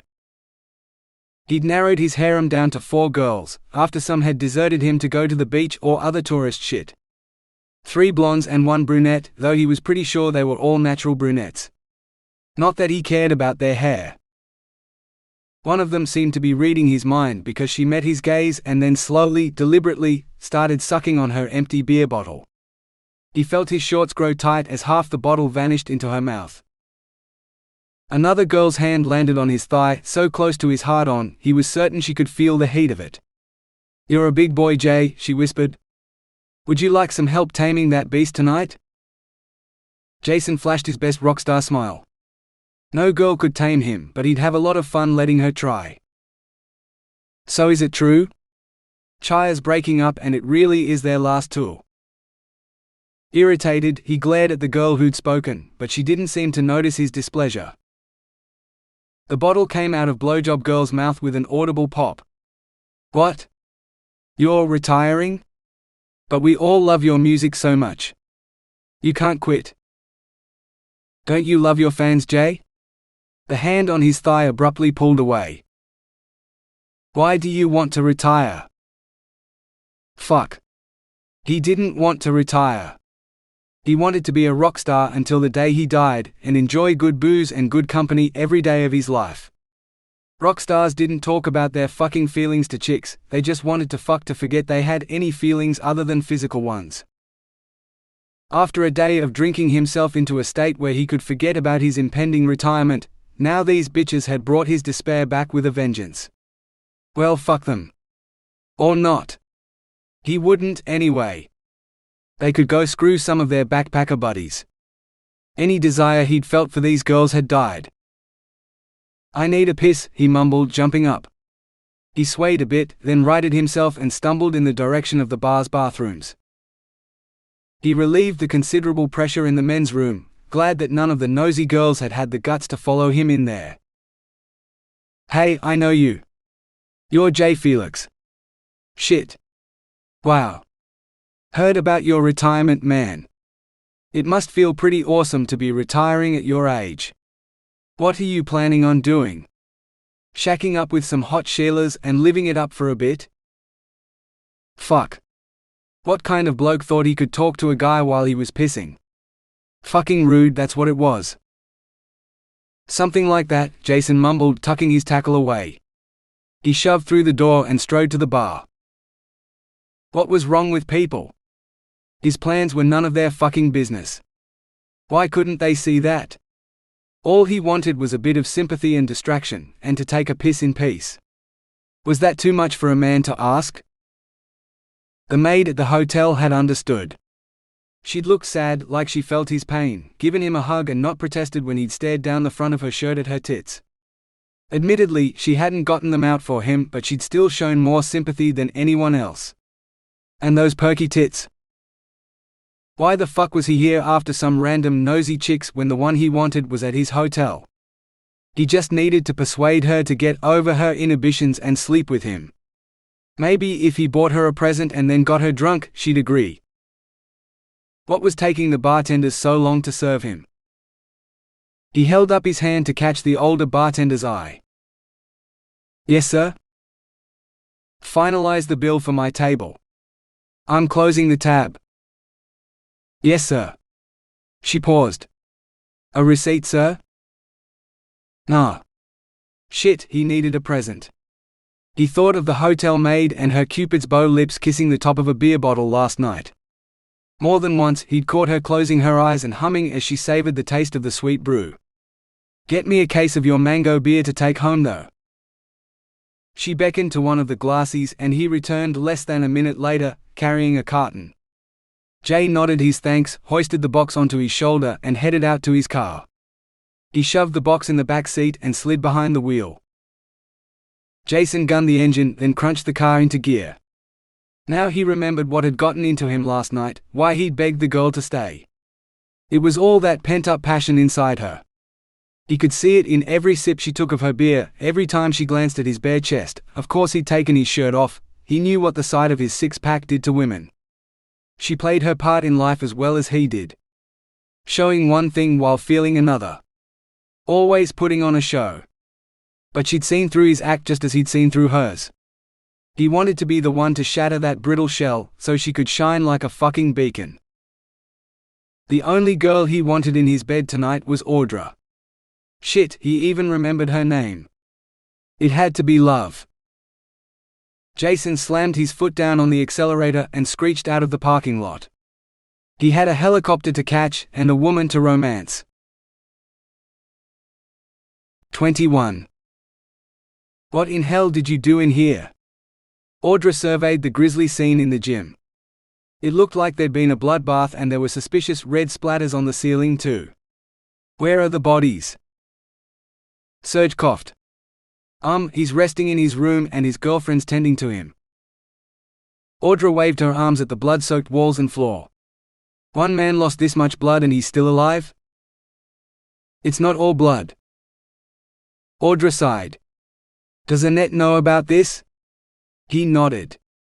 Fine then. I'll help you clean it up, but you're going to do half the work, and while we're working, you'll tell me how you turned the gym into a slaughterhouse. Well, it started with this kid who wanted to impress his girlfriend, so he showed up at the gym but refused a session with the personal trainer. Audra wiped down the walls on one side while Serge took the other, telling her the whole story. The kid had come to keep his girlfriend company at the gym. While she did her cardio on the bikes, he decided to show his awesome muscles off by bench pressing some weights. His sweaty, straining hands had slipped though, and he'd managed to smash the barbell onto his nose. Blood spurted, he'd sneezed, and most of the weights area, along with the wall behind it, had gotten sprayed in blood. A trail of it had followed the kid and his angry girlfriend out the door to the first aid room. Serge had called housekeeping and Annette had sent Penny, who'd claimed she was an expert in cleaning carpets and using the shampooing machine. Audra knew otherwise, but she just shook her head. Perhaps it hadn't been quite as bad as she suspected. Actually, it was worse. Penny had filled the machine with foam, switched it on and set to work. Serge had headed over to the free weights area to work with a client. The next thing he'd heard from Penny was some shrieked swearing before the carpet cleaning machine exploded. Blood-stained water coated the walls, the ceiling and the carpet. Penny had picked up the gym phone and called Annette, whining about the faulty equipment that had almost killed her. Before she could hang up, Serge grabbed the phone off her and requested a more senior member of the housekeeping staff to help with the mess, as this girl evidently needed first aid. He'd rid himself of Penny, and Annette had suggested Audra. So there they were. Audra sighed again. I'll go get the shampooing machine. I'm sure it'll be fine when I put the reservoir in properly. Serge shook his head. No, that thing exploded. It's too dangerous. Were you or your client flexing your muscles during the training session? He snorted. Weights training. It builds and flexes muscle. Of course.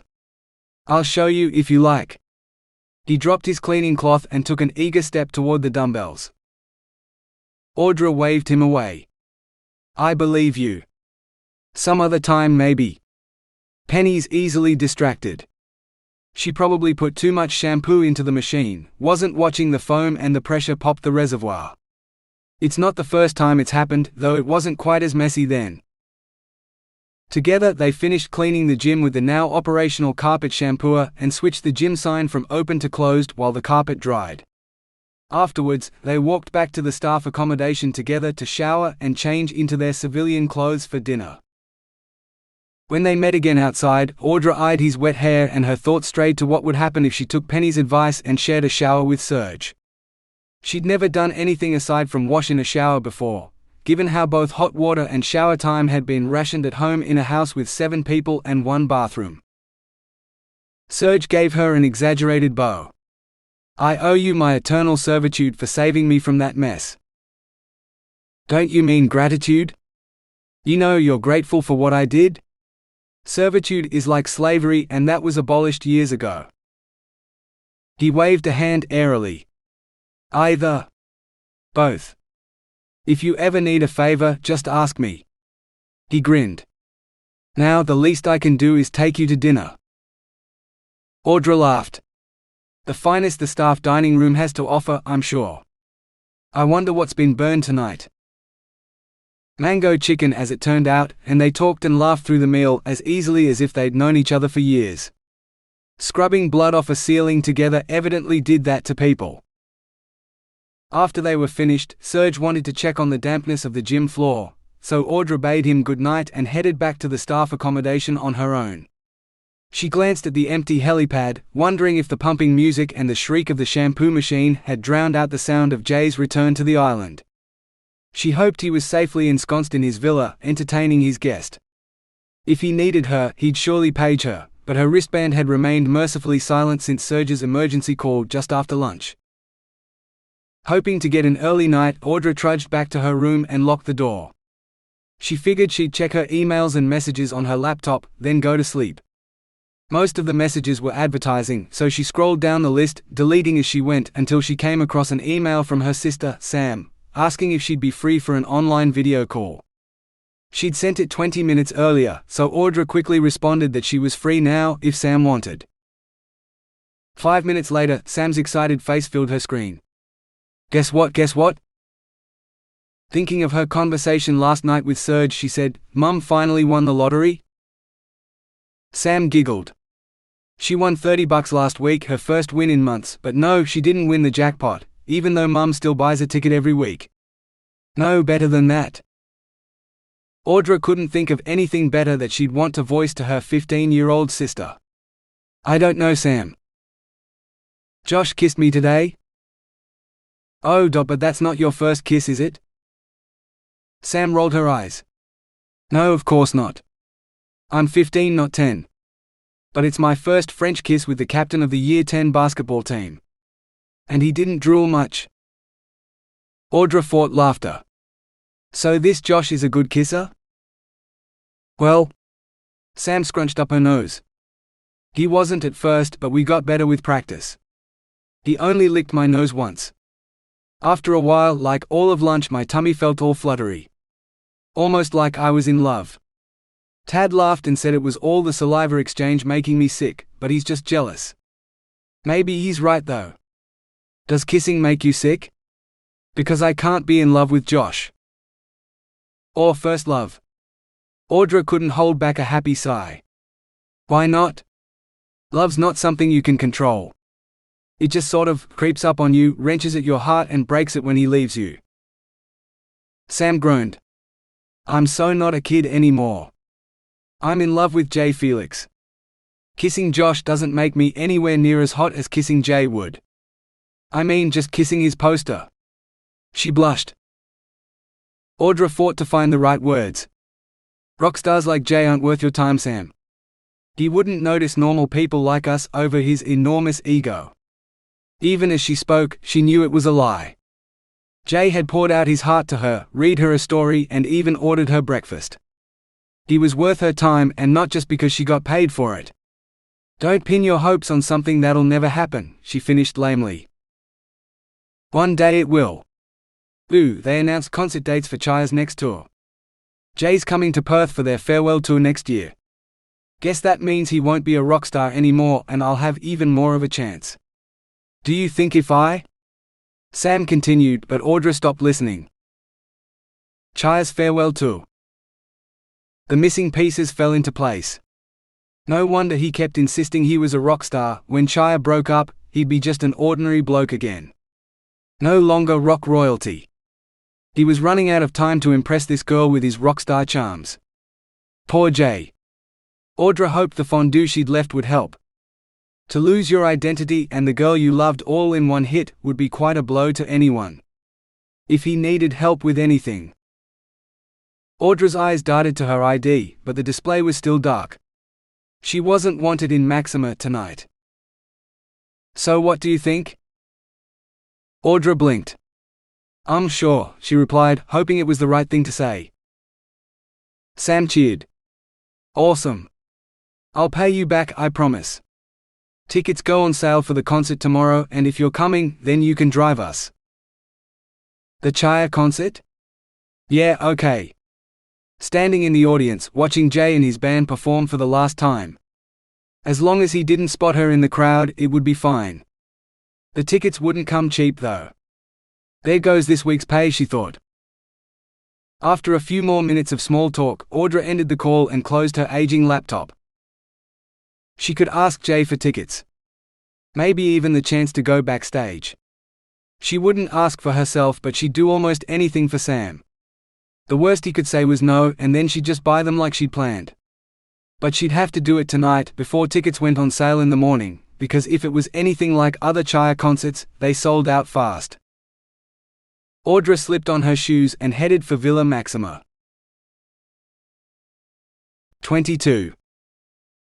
How were you supposed to see the road when it was the same red dirt as the bush on either side, and there weren't any street lights? Every road should have fucking street lights, Jason fumed as his car bounced over another rut. So much for the best four-wheel drive the dealership had to offer. The suspension on this was shit. He may as well have been driving the little shitbrick of a hatchback he'd owned before Chaya made it big. And where was the damn hotel anyway? The helicopter flight hadn't taken half this long, and he couldn't see a single building anywhere. Jason floored the accelerator, trying to get the stupid car to go faster, but all it did was bump harder down the unsealed road. Maybe he should call the helicopter to come and pick him up. It couldn't be that hard for it to find him. The headlights of his car had to be the only lights for miles. He fished around in his pocket and withdrew his phone, glancing between the screen and the road as he searched for the pilot's number. Or the hotels. He didn't care as long as he got back. Joe's number came up. That'd do. She could fix anything. He hit the call button and held the phone to his ear. It emitted an irritating beep, followed by silence. Why wasn't it calling? He glared at the screen. No mobile access, emergency calls only, he read, then punched the dashboard. It is a fucking emergency. I need to get back to the hotel so I can. Tits. Something about tits. Scooping them out of a skimpy French maid's uniform and… No, there weren't any frills. He didn't want her in her maid's uniform, French or Aussie or fucking Chinese. He wanted her naked. Wanted to see if her ass was as sweet as her tits. Wondered what she'd taste like, salty like the sea around the island or sweet like the mango beer. Fuck. If it wasn't an emergency before, it was now. His pants were too tight. He needed her now. He tried, but the phone only beeped and beeped again, until he threw the stupid thing into the back seat. Fuck the phone. Fuck the helicopter. No, wait. He wanted to fuck a woman. Sweet and sassy and sympathetic and on call. He'd never gone without sex so long in his life. Not since high school anyway. What the fuck was that in the middle of the road? Jason squinted at the tall shape. Was some fat bloke standing in the middle of the road? Nah, no one'd be that stupid. Or that huge. Jason found himself staring at the biggest cow he'd ever seen, lowering its horns and charging his car. Fuck. Jason wrenched the steering wheel right, taking the car to the other side of the track. Lights blinded him, and the deafening blare of a horn sliced into his head. It sounded like a car, not a cow. There was a jarring crunch, accompanied by the sound of a million tinkling bells before he was in flight, spinning like a skydiver in freefall. Only what skydiver took their car with them and opened their parachute in the car? Parachute everywhere. In front of him. Beside him. Sticking out of the dash like a big balloon. Holding him in his seat so he couldn't move. Upside down. Sideways. Right way up. No, sideways again. Fuck. Upside down in a car full of parachute, but the landing was gentler than he expected. Skydiving in a car was awesome. Jason unclipped the straps holding him upside down and slid to the roof of the car. Pain flared in his hand, but he ignored it. Adventure sports came with a bit of pain, didn't they? And chicks dig scars. Ooh, there's one. A moving blue blur outside resolved into a woman bent double, so she could see into the car window. Purple. No, blue. Purple again. Why was her shirt changing color? She looked concerned. Can you hear me? You hit me with your car. You could have killed me. He'd landed on a hot chick? Cool. Jason grinned lazily, hoping she looked as hot as she sounded. He couldn't see so clearly right now. There was something in his eye. Probably his hair. He reached up to casually flick it away in the sexy way he knew melted any woman's underwear, and tried to catch the niggling thought in his head about car crashes. Car crashes and rock stars. Numbers. That's what he had to get. Give. Whatever. Get me out of here and I'll give you my number, babe, he said. Lights were flashing. Why were they flashing? They made it hard to think. Lights only flashed at concerts and he couldn't see his guitar or the rest of the band. And why did his hand hurt? Jason held up his fingers so he could see them better. Something black was oozing over his hand. Like tar with sparkling diamonds in it. The light flashed red and the ooze wasn't black anymore. It was ruby red. Like blood. Fuck. It couldn't be. When he saw blood, he... Sir. Can you hear me? Are you all right? All the lights at the rock concert in Jason's head went out. 23. One of the path lights flickered. First it was blazing white, then off, then blue before brightening to white once more. The solar panel or the batteries must be on the blink again. Audra tapped her ID and knelt by the path beside the light until her display read logged. Maintenance would receive her report in the morning and hopefully do something to fix it. Rising, Audra shivered in a night breeze. Back home, she wouldn't dare walk outside this late after dark. Here, the only low-lifes who'd attack a lone woman were the rats rustling in the palm fronds above. No matter how much baiting the resort did, wherever there were people, there were rats. Maybe they were seabirds getting comfortable, she told herself.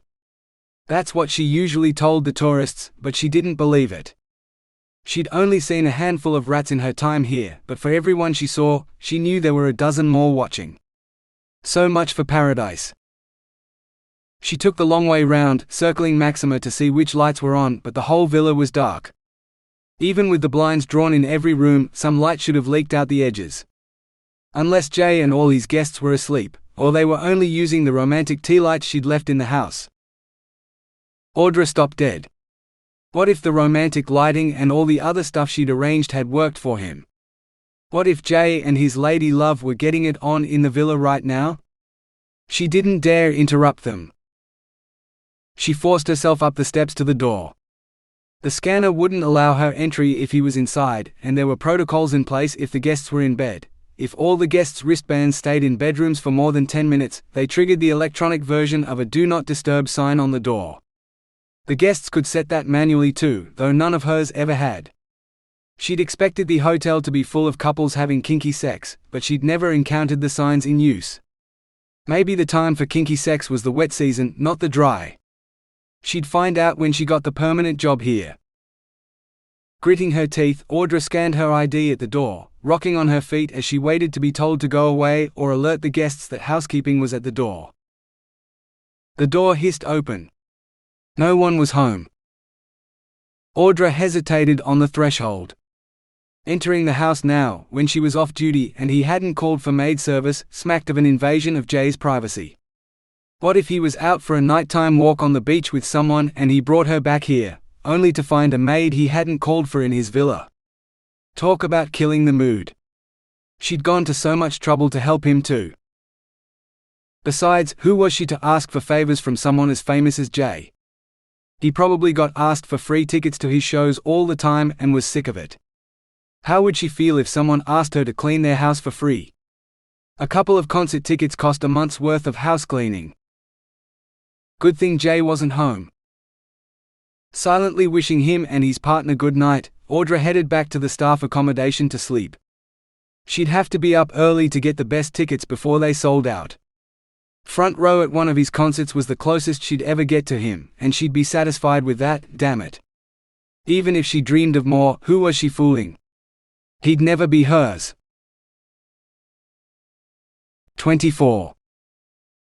Why are you so late this morning? Been servicing that hot trainer again? Half the staff in the dining room seemed to be staring at her, having heard Penny's loud taunt. Audra wished her cheeks would cool.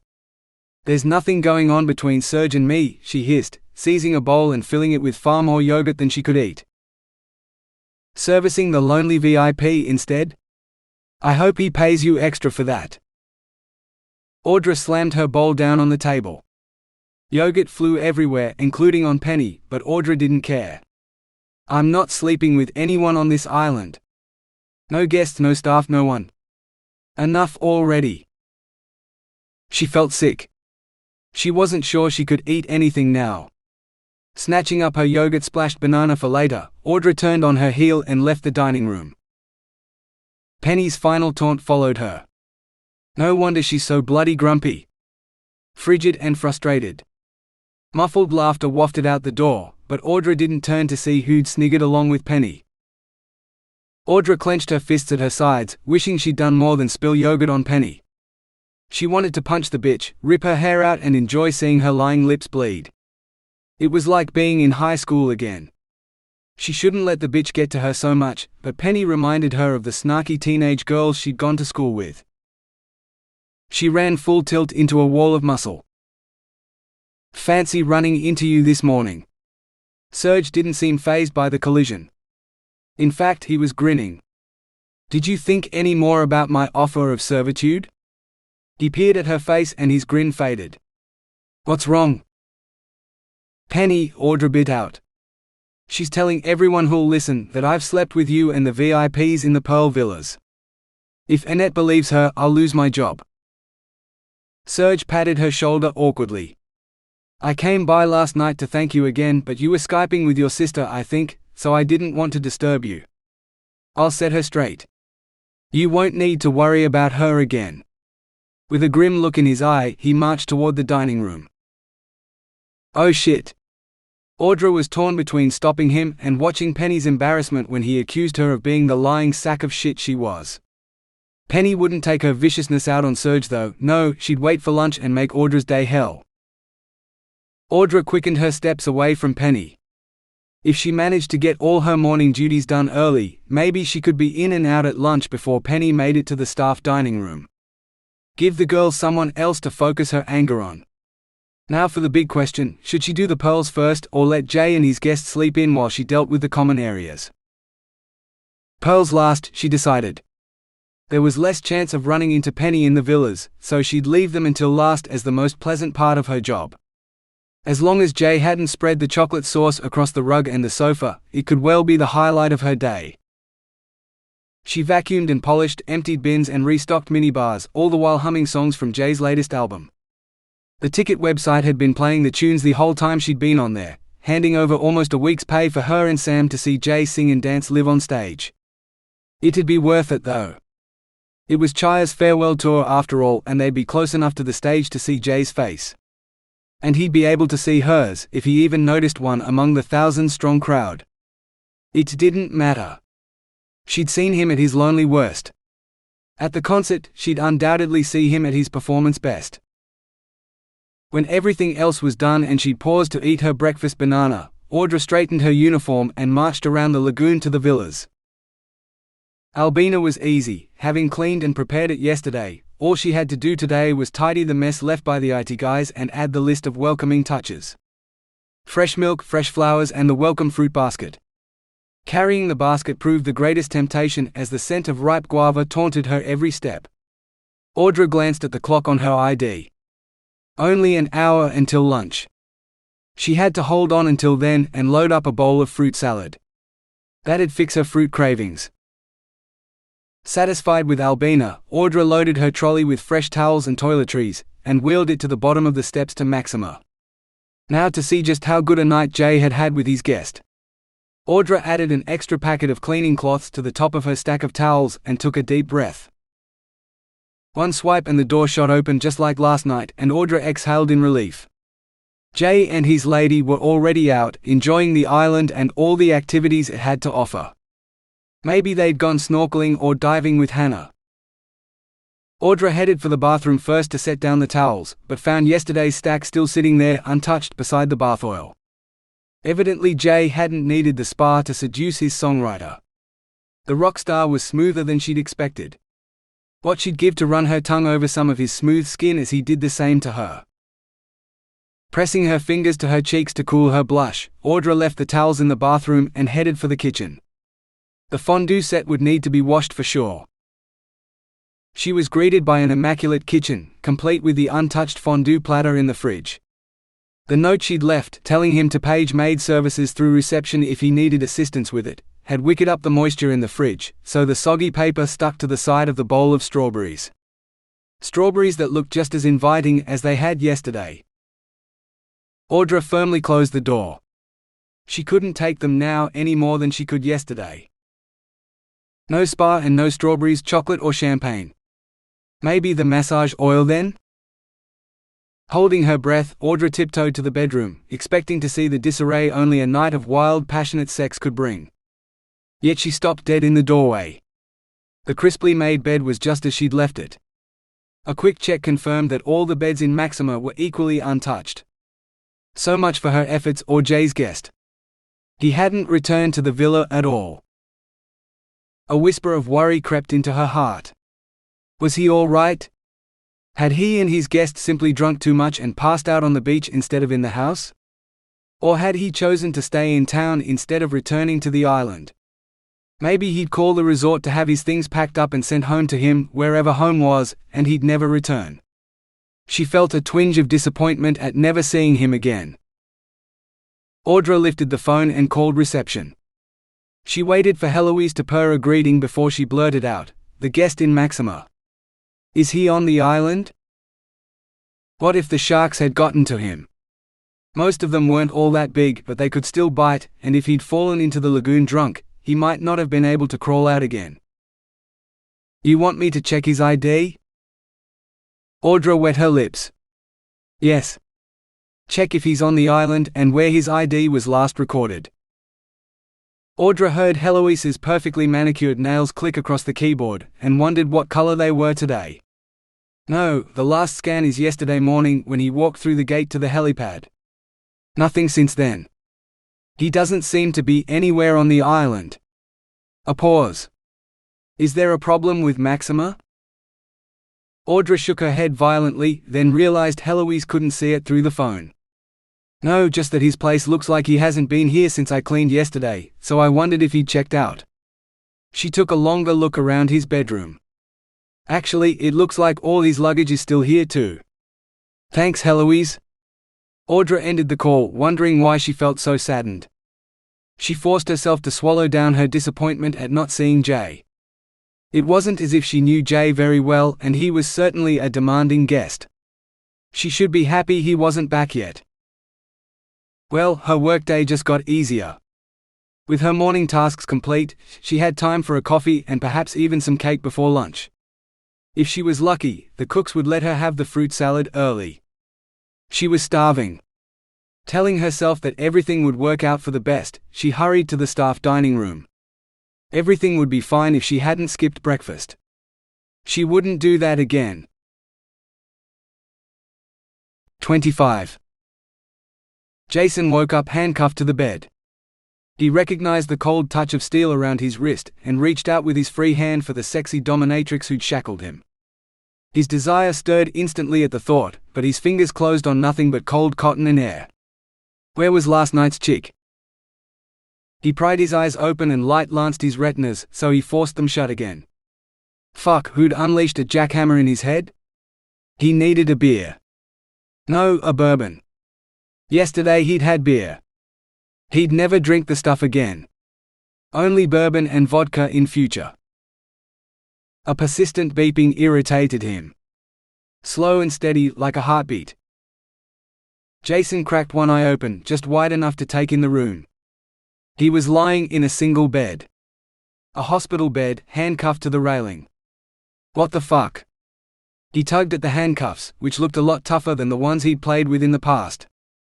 He might actually need a key to get out of these. And he'd better soon, because he needed to piss like something big and flowing. With lots of water. A waterfall, maybe. Get me out of these fucking things, he growled, jingling the chain. Mr. Felix, you're awake? An older man in police uniform strode into the hospital room. His tight smile didn't look as friendly as his voice sounded. He held out his hand. Inspector Burgess. No. That couldn't be right. He only did handcuffs for women, not men. Something didn't add up here, and he intended to find out what. Jason held up his cuffed right hand. I'd shake your hand, but it's a bit hard in these. How'd I end up here? A flash of white caught his eye, and Jason peered at his hand. Both hands. Someone had stuck patches of gauze on them, as if he'd gotten hurt. One was stained brown like dried blood. Jason swallowed and looked away. Now he wanted to be sick too. Mate, I gotta piss. Burgess coughed irritably. Nurse, he called. Some help here. Jason perked up. A hot nurse would sure help his mood right now. But the nurse who walked in looked like she'd been the matron at the hospital since Jason was born. Maybe even before that. Definitely not hot enough for him. She smiled broadly. Are you going to get me out of these? I can't get to the bathroom, Jason grumbled. Her eyes shone. That's up to Inspector Burgess, but he's not here right now. Jason looked around wildly, but she was right, the bastard had sneaked out while he wasn't looking. I can help you with that. 10 excruciating minutes later, Jason had a story about an elderly matron with cold hands and an unhealthy obsession with male catheterization that would forever cure him of any sexual fantasy involving nurses, hospitals, and handcuffs. A story he never intended to tell anyone as long as he lived. When Inspector What's-His-Name returned, Jason had never been so happy in his life to see a police officer. Mate, I think that nurse just molested me. You should arrest her. The officer laughed mirthlessly. Well now. It's funny you should talk about arrests. My constable swears you hit her and tried to kill her. Jason might not remember much about last night, but he sure as fuck hadn't wanted to hurt any women. I don't hit girls. He squared his jaw. Learned that one back in primary school. When I make girls scream, it's because they like what I do. The police officer's expression didn't change. Well, it seems there's a first time for everything. Constable Nelson says you were driving on the wrong side of the road, crashed into her patrol car, and then rolled your vehicle. You're lucky to be alive, you know. Jason racked his brain. He vaguely remembered something about parachutes and freefall and numbers and tits. Does she have hot tits? He asked finally. If he could find the owner of the tits, maybe he'd remember more about her. Maybe. Mr. Felix, what happened 2 nights ago? After you left Matzo's? Matzo's? Nah, that was last night. You've been unconscious for more than 36 hours, Mr. Felix. You left Matzo's almost 2 days ago. A notepad and pen materialized in the cop's hands. That the name of the pub? The officer nodded. I left the pub because I wanted to go home. Back to the hotel, I mean. I have a house on the lagoon and staff on call. Tits. He remembered the tits. The perfect tits belonged to a hotel maid. Audrey. No, Audra. Where is she? Where is who, Mr. Felix? Was there someone else with you in the car? Jason opened his mouth to describe the perfect globes he wanted to wrap his hands around, but he didn't think the cop would understand. No, don't think so. She's waiting for me at the hotel. This didn't sound right, but it was good enough. Shit, have I really been here 2 days? I need to get back. There's a girl. First you need to tell me about the other night, Mr. Felix. My constable arrested you for attempted murder, and if you're as dangerous as she says, I'm not releasing you. Instead, I'll charge you. And it won't be the only charge either. Dangerous driving. Reckless endangerment. Resisting arrest. Assaulting a police officer. Even rock stars aren't immune to the law.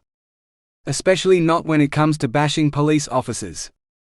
The inspector regarded him coldly. So start talking. The bar staff and your friends at Mazzo's said you left, and no one else saw you until you met Constable Nelson. Let's start with what we both know.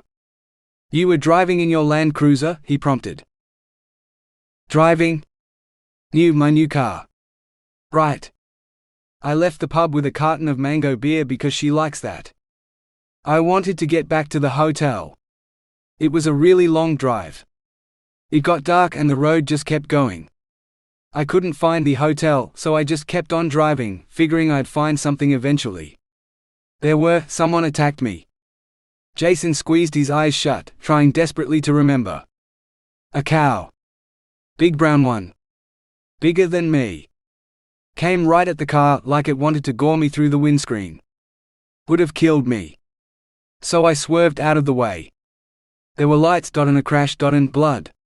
And an angel in blue with a sexy voice. Not Audra though. And then I woke up here. The police officer nodded as he scribbled in the notebook, then reached for his phone. He waited a few seconds, then barked, "Get Constable Nelson up to the hospital. He's awake." He terminated the call. How'd I get here? Jason asked. The inspector hesitated for a moment before he responded, "Don't you remember?" Jason shook his head. Constable Nelson radioed for backup and an ambulance. You busted up her car pretty good. We'll be down a patrol car for a while until head office sorts out the expense claims for getting it towed back to Perth, and whether it's worth repairing or if it's a complete write-off. That'll add damaging police property to your list of charges too. Forgot about that. Anyway, the other patrol car was at another call in one of the remote communities, so it was a few hours before we got a team out there. The ambulance got to you faster. We think they set a new record, 4 hours for a round trip. Constable Nelson accompanied you in the ambulance and received first aid. No thanks to you. Jason squirmed uncomfortably. I didn't mean to hit the other car.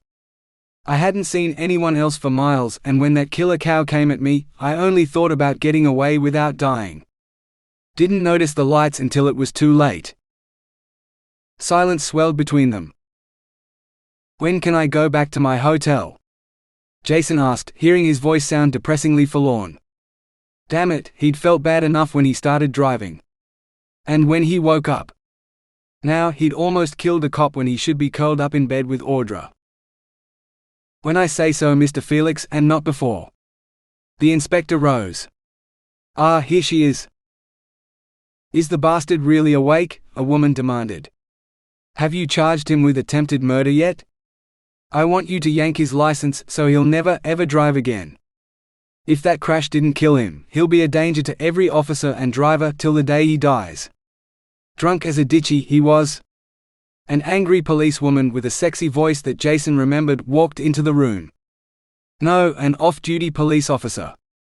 Her shirt collar was unbuttoned, she wasn't wearing her name badge or officer number, her shirt was untucked and her tool belt was mercifully absent. Good thing too, because her hands were reaching for something at her hip and clenching air. The first words out of his mouth had better have been an apology, or I'm going to give him a second bump on the head to match the first. Jason reached for his hurting head and found the fist-sized swelling hidden in his hair. He couldn't even remember hitting it. Or had she done it? I'm sorry. He was. She had a cut above one eye that looked about a day or two old, and he was fairly sure he'd caused it, even if he couldn't remember. You better be. Have you charged him yet, Inspector? The inspector coughed. Well, see, we have a bit of a problem. He says he swerved to avoid what he says was a charging cow. Your dash camera shows a bull near that bend where you two met. Wouldn't be the first time there was a bull on the road. Looks to me like nothing more than an unfortunate car accident. He was drunk. The whole car reeked of it, and so did he. After he crashed into me, he even had the gall to ask me for my number. No sober man does that. Jason knew he needed to be the full-on rock star and charm the pants off this chick before someone thought to charge him properly. No one did rockstar charm better than Jay Felix, even if he was lying in pain in a hospital bed. Jason gave her the full benefit of a slow, sexy grin. "I dunno. I thought you were an angel come to rescue me. And I didn't ask for your number. I said I'd give you mine when I got out of the car I was trapped in. Upside down, as I recall. All that blood rushing south at the sight of an angel like you." He winked. "I read somewhere that when you're in a car accident, you have to exchange phone numbers. I've never been in one before, so it's all new to me." With what looked like considerable effort, the girl turned away from Jason. "Where are the blood test results?" "As soon as I was released from emergency, I had them do a blood alcohol screening. Other drugs too. Who knows what he was tanked up on before he tried to kill me." Jason forced his grin to stay in place as he replied, "Mango beer. I'd been enjoying a few brews and a bit of good food, with some lovely ladies at the pub. I liked it so much, I decided to bring more back with me to the hotel. Where I could drink responsibly, of course. Fuck. He'd been drinking since breakfast, and a blood test would show that for sure. There went his driver's license, and the PR team would be after his hide. If the rest of the band didn't skin him alive first. Sure, we got the results back. It shows some residual alcohol in his blood, but not enough for him to be over the limit." The inspector raised his eyebrows. "Mr. Felix, under the circumstances, I'm going to let you off with a warning. Once the paperwork's sorted, and provided you don't pose a threat to my constable here without your car, I think we should all forget the whole incident. No charges, no reporters, no lawyers, and no hard feelings." Jason eyed the two police officers. No charges and no reporters would be a relief for him, but the inspector was worried about his lawyers. So he bloody well should be. If he had no evidence against him, he could sue the police for this. What would a rock star do? Jason hitched up his grin and drawled, "Well, that sounds reasonable. If you bust me out of this place and help me get back to my hotel, I think we have a deal." "Inspector," he racked his brain for man's name and dredged it up. "Burgess," he finished triumphantly. Burgess nodded. "Uncuff him." Constable Nelson drew in a deep breath, making her boobs swell so Jason couldn't possibly look anywhere else. "Inspector." "Now, Constable." Metal clinked as she produced the keys and set to work on Jason's restraints. "This isn't over," she hissed. "If I ever see you driving in my town again, I'll have the breathalyzer out before you can blink. If you blow over the legal limit, I'll have you slapped with a drink driving charge faster than you can take your keys out of the ignition. Take a good look at these handcuffs, because you'll be seeing them again." She held them up and jingled them ominously. Jason wanted to rub his wrists, but he was in full rock god mode now. "Oh, I see them, Constable Nelson.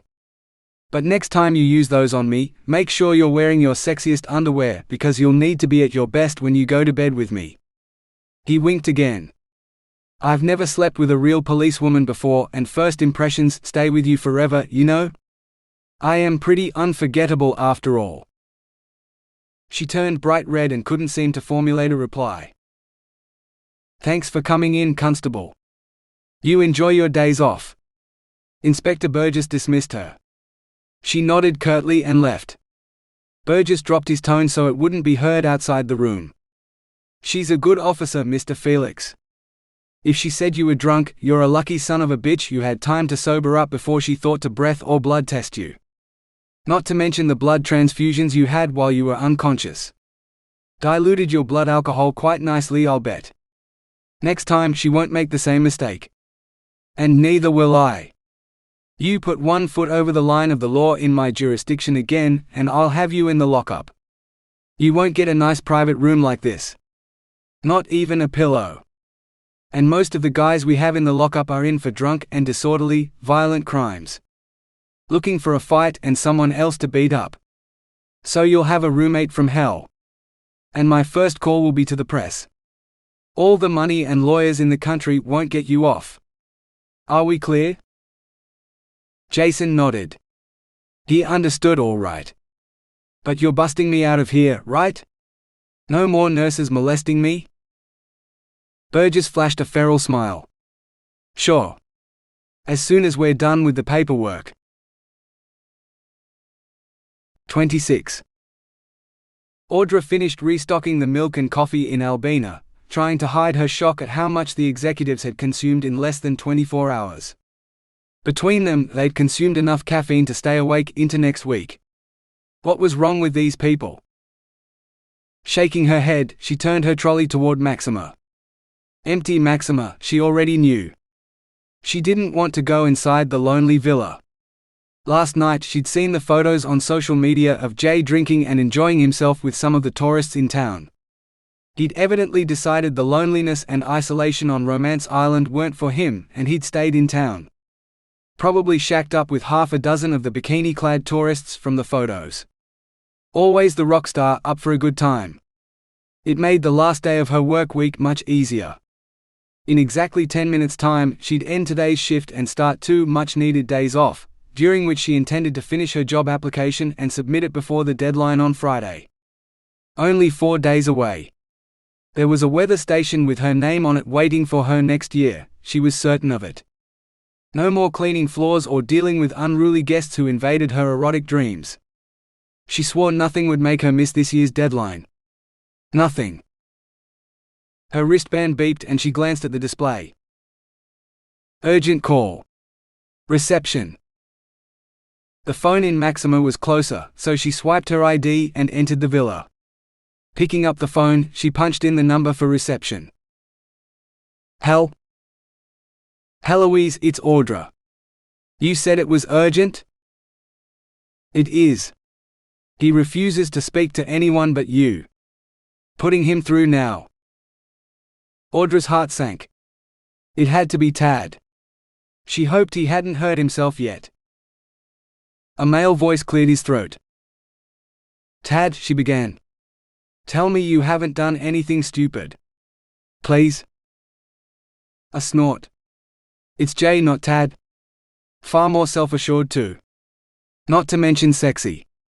Most girls don't forget me that easily. And stupid really depends on your perspective. Reckless, yes, but I'm a rock star. It comes with the territory. Jay's laughter was deep and infectious. Her heart slid out of her throat and back into place as Audra's panic faded. Mr. Felix. What can I assist you with? If he said he wanted his things packed up and sent to town, she'd eat the strawberries herself. Yes, with the chocolate. She'd only had fondue once in her life and she'd make the most of this one. He'd never know. My recklessness has landed me in hospital, and the matron will only release me if I'm kept under observation for another 48 hours. She's threatening to send a nurse with me. Can you talk to her?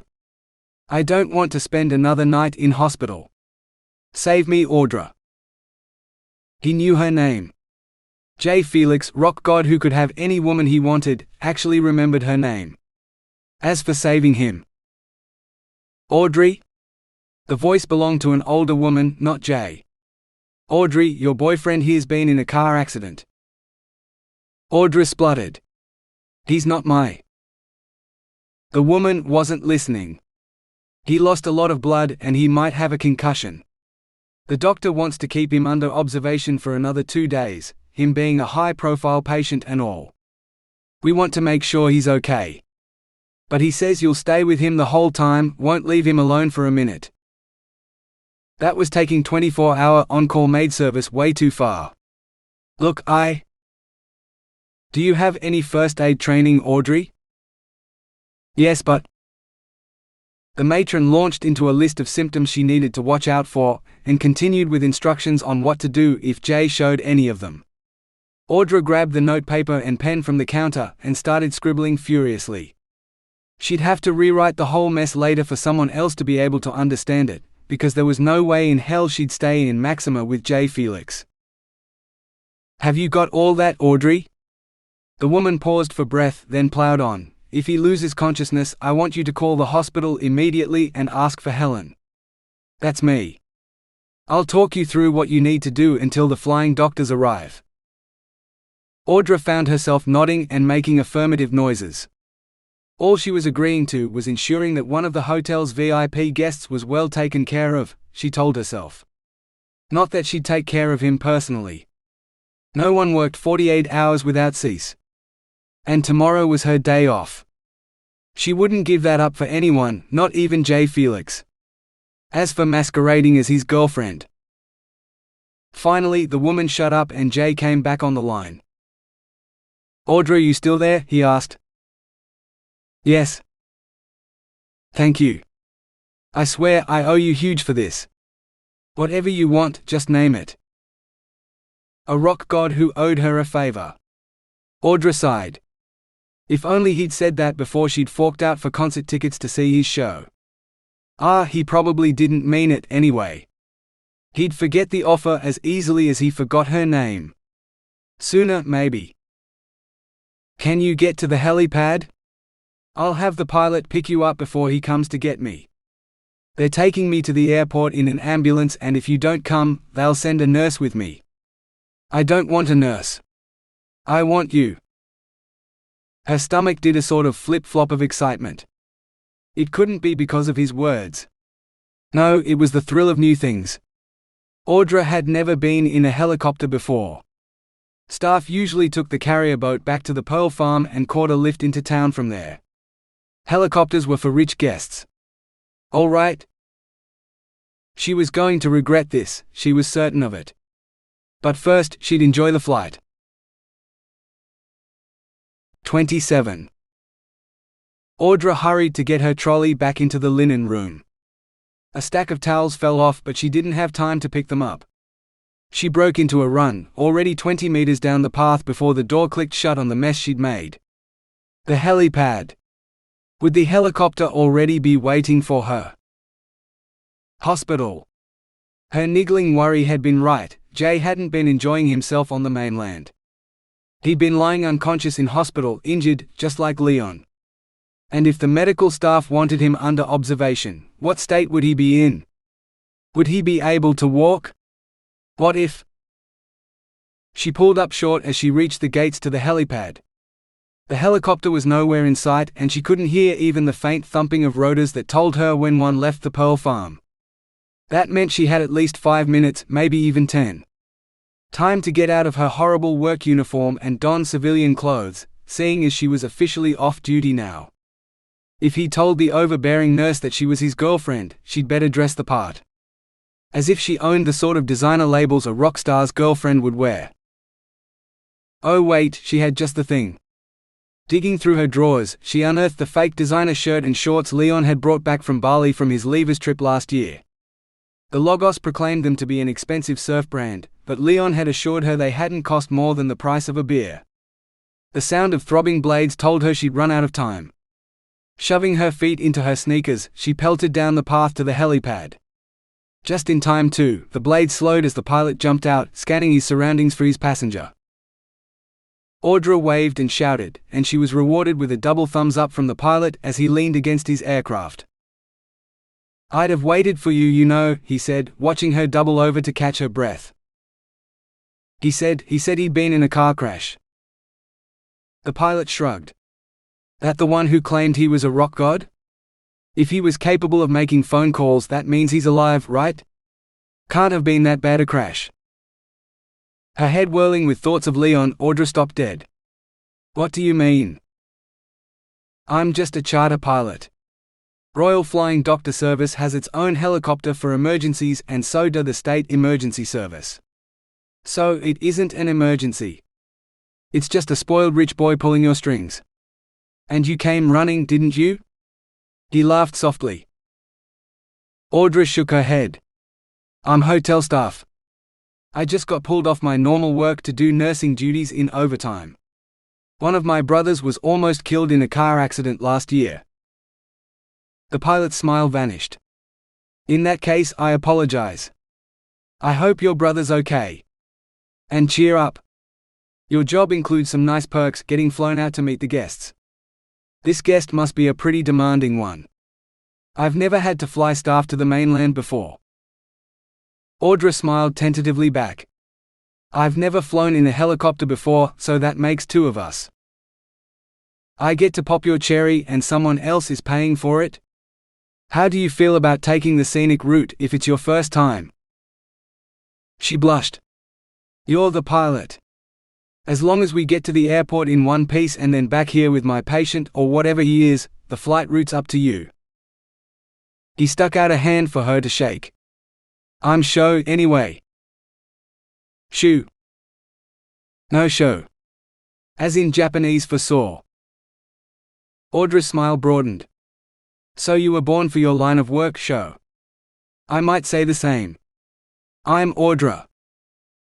Audra? Not Audrey? Right.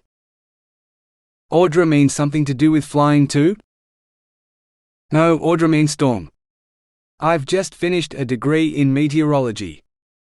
I hope to see a cyclone while I was up here, but only if I get to stay on through the wet season. Show passed her the tiny life jacket belt. You know how to use one of these? At her head shake, he launched into the fastest flight safety briefing she'd ever heard, finishing up with, you can sit in the co-pilot seat if you want. But I don't know what I'm doing.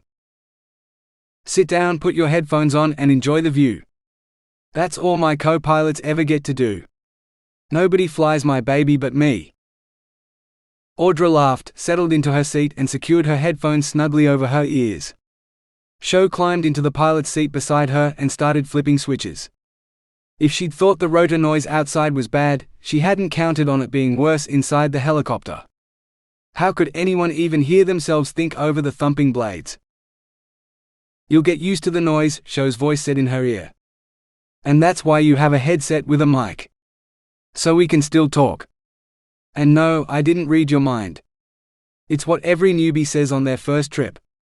He lifted the helicopter smoothly, rising until the entire Buccaneer archipelago lay sprawled below them. Ever wonder why the resort's called Romance Island? He pointed. For the first time, Audra saw that the heart-shaped logo on all her uniforms was more than just a cute concept, it was a simplified picture of the island. Teal-blue water paled as it rose to form the heart-shaped K enclosing an equally Valentine-themed lagoon. The Pearl Villas clustered around the eastern bump, ending in Villa Penguin and its private jetty as the heart tapered to its point. What she hadn't seen in her nighttime picnic with Serge was the triangular swimming platform at the end of the jetty, making it look like an arrow's point. The western bump housed the rest of the resort buildings and the wide loading jetty with its boat pens feathered up either side, much like the fletching on Cupid's arrow. That can't be an accident. Was the island really that shape to start with? The island, yes. The lagoon, no. They get a dredger in there every year to keep it that shape or it becomes more of a teardrop than a heart as it silts up. I have it on good authority that the architect who designed the resort drew the jetties that way as a joke, but the owner liked it so much he chose that design over the ones that were closer to his original specifications. He pointed out the various sites along the way, naming each island and building with the ease of a tour guide, for that's what he was, flying tourists to and from the resort. There were 2 major pearl farms on the way, along with the fabled Cable Beach, bordered by more expensive resorts. Teal waters and creamy sand gave way to Pindon Red as they headed inland to the airport. The town seemed so small, surrounded by red desert as it huddled close to the coast. Beautiful, Audra breathed, sighing as they started their descent. Cheer up. As soon as we have your boy aboard, we'll be back in the air and you can see the whole trip in reverse. He skimmed over the tarmac, avoiding the other helicopters and choosing a spot near a building marked with flying doctor and ambulance signs. His landing was a barely perceptible bump, a far cry from the rough jet landing when she'd arrived in Broome. No wonder rich people preferred helicopters to flying in commercial aircraft. If she ever won the lottery, Audra swore she'd set aside a little of the money to charter a helicopter every now and again. If she ever bought a ticket. She'd leave the gambling to her mother and save her money instead. And enjoy this amazing experience while it lasted. She'd be cleaning floors again soon enough. Show cracked open the door. Right, let's go inside and get your boy. Reluctantly, Audra climbed out after him. Despite Show's reassurances, dread still crept in. How badly was Jay injured? Just because he was conscious and capable of talking, it didn't mean he was okay. What if he was confined to a wheelchair? 28. Jason let out a breath he hadn't known he was holding as the helicopter's landing skids touched the tarmac. He wanted to run out to meet it, but his rockstar reputation was at stake here. She had to come to him. The pilot jumped down, offering a hand to someone inside the cockpit, hidden from him by the reflective glass. Audra emerged slowly, smiling slightly as she made her cautious descent. Jason grinned. Yep, that was the only woman in his head since he left the pub. Thank fuck she hadn't worn that horrible, shapeless bag of a maid's uniform. Instead, her t-shirt revealed her curves without clinging to them and her shorts showed plenty of leg. He longed to have her legs wrapped around him, nothing else between them, but not with these onlookers. No, he performed best with an intimate audience. As soon as they were at the hotel, away from the matron and police, then he'd offer her the private performance of her life. The airside door opened with a sucking sound, as if the air-conditioned interior didn't want to allow any more hot bodies inside. Audra stepped through, pausing to let her eyes adjust to the dimly lit waiting room after the bright afternoon sun outside. Jason waited for her to notice him. Audra blinked, then scanned the room. Her glance landed on him and her eyes widened. Her mouth rounded in shock and he thought she whispered something, but he couldn't read her lips. He looked down and realized what had made her blanch. Ripping off the hospital gown, he shoved the wheelchair back and strode to meet her. Dismissing the raised voices behind him as white noise, he reached for Audra, crushing her against his chest in a desperate hug. "Get me out of here," he whispered, feeling her stiffen against him. She nodded and pulled away. Needing the contact, he seized her hand and brought it to his lips. "Thank you." He didn't want to let her go, and she appeared to understand, allowing him to keep her hand in his. "You're Audrey, the girl I talked to earlier?" The matron marched to Jason's side, not willing to surrender him that easily. Audra's eyes hardened as she seemed to grow in stature. "Helen, I presume?" Her tone matched Madame Matron's authority, to Jason's delight. "You spoke but didn't listen. My name is Audra and I'm here at Mr. Felix's request. I understood he needed my help." Jason squeezed her fingers and was relieved to feel her return the pressure. "Do you have any medical training, Audra?" The matron's eyes flashed. "I'm not sure if I can release him into your care if you don't. He must be under constant observation for at least the next 48 hours before we can be sure he's out of danger." Jason felt an incredible urge to run screaming as far away from the predatory matron as possible. Couldn't anyone else see this was the start of a horror movie? Audra shrugged. "First aid training, as I've already told you. I'm pretty good with a defibrillator too." The matron launched into a long list of things Audra had to watch out for. It was Jason's second time hearing the lecture, so his eyes glazed over only a few seconds in. He hoped Audra had a better memory than he did. Not to mention a longer attention span. He wondered whether she'd be as good in bed as in his fantasies. He couldn't wait to find out. He found his mind drifting back to the present at the sound of Audra's voice. "Drowsiness, blackouts, pain, numbness, seizures, nausea, discharge, fever, all pretty standard. Believe me, I've been on medical watch before." She had? Jason made a note to ask her about it. Or maybe she didn't want to talk about it. He definitely didn't want to talk about his accident. Mistaking the policewoman for an angel. The matron opened her mouth to say something else, but Jason had had enough. "Everyone done talking about my health as if my gorgeous body isn't standing here in front of you?" He waved a hand to indicate the perfect physical specimen under discussion. "Because I'm taking my fine ass back to my hotel." Audra tried to withdraw her hand, but he tightened his fingers around hers. For all his bravado, he hurt like hell and all he wanted was to get the fuck out of there. And they weren't going to let him go without her. He heard her sigh and her hand relaxed again. The pilot grinned and held the door open. Just as Jason stepped through, he heard the police inspector call, "Stay out of trouble now." Every cell in Jason's body wanted to flip the cop the finger and tell him to get fucked, but he didn't have the energy. Instead, he hunched his shoulders and followed Audra and the pilot out to the helicopter. They paused at the door, but he just kept going, climbing into the cockpit and sinking into one of the seats before he slumped against the glass bubble between him and the world outside. "For fuck's sake, get me out of here." Something landed in his lap as Audra took the seat beside him. "You need a life jacket." She tapped the yellow pack fastened to a belt around her waist, then jerked her thumb at the pack in his lap. He thought about not bothering, but she just sat there, looking expectantly at him until he finally gave in and clipped the belt around his bare abs. He grinned when he realized that her eyes had stayed on his muscles. "Like what you see? You can touch them if you like." Audra shook her head. "Those bruises must hurt like hell. You really took a beating. By the look of it, you're lucky to be alive. Were you even wearing a seatbelt?" "Yes," he snapped. "Yes, I was wearing a seatbelt, and no, I wasn't speeding. A fucking huge cow came right at me out of nowhere and it was swerve or die. I like living. But I clipped another car and then rolled mine, so I got all banged up. Not in a good way either. Woke up in hospital. Don't want to talk about it unless that matron's been arrested." He clamped his mouth shut. "All right." Her reply took him by surprise. Any other girl would be berating him for being stupid, asking more questions or cooing over his hurts. No wonder she was special enough for him to remember her name. He reached for her hand again. "Thank you, Audra. Like I said, I owe you."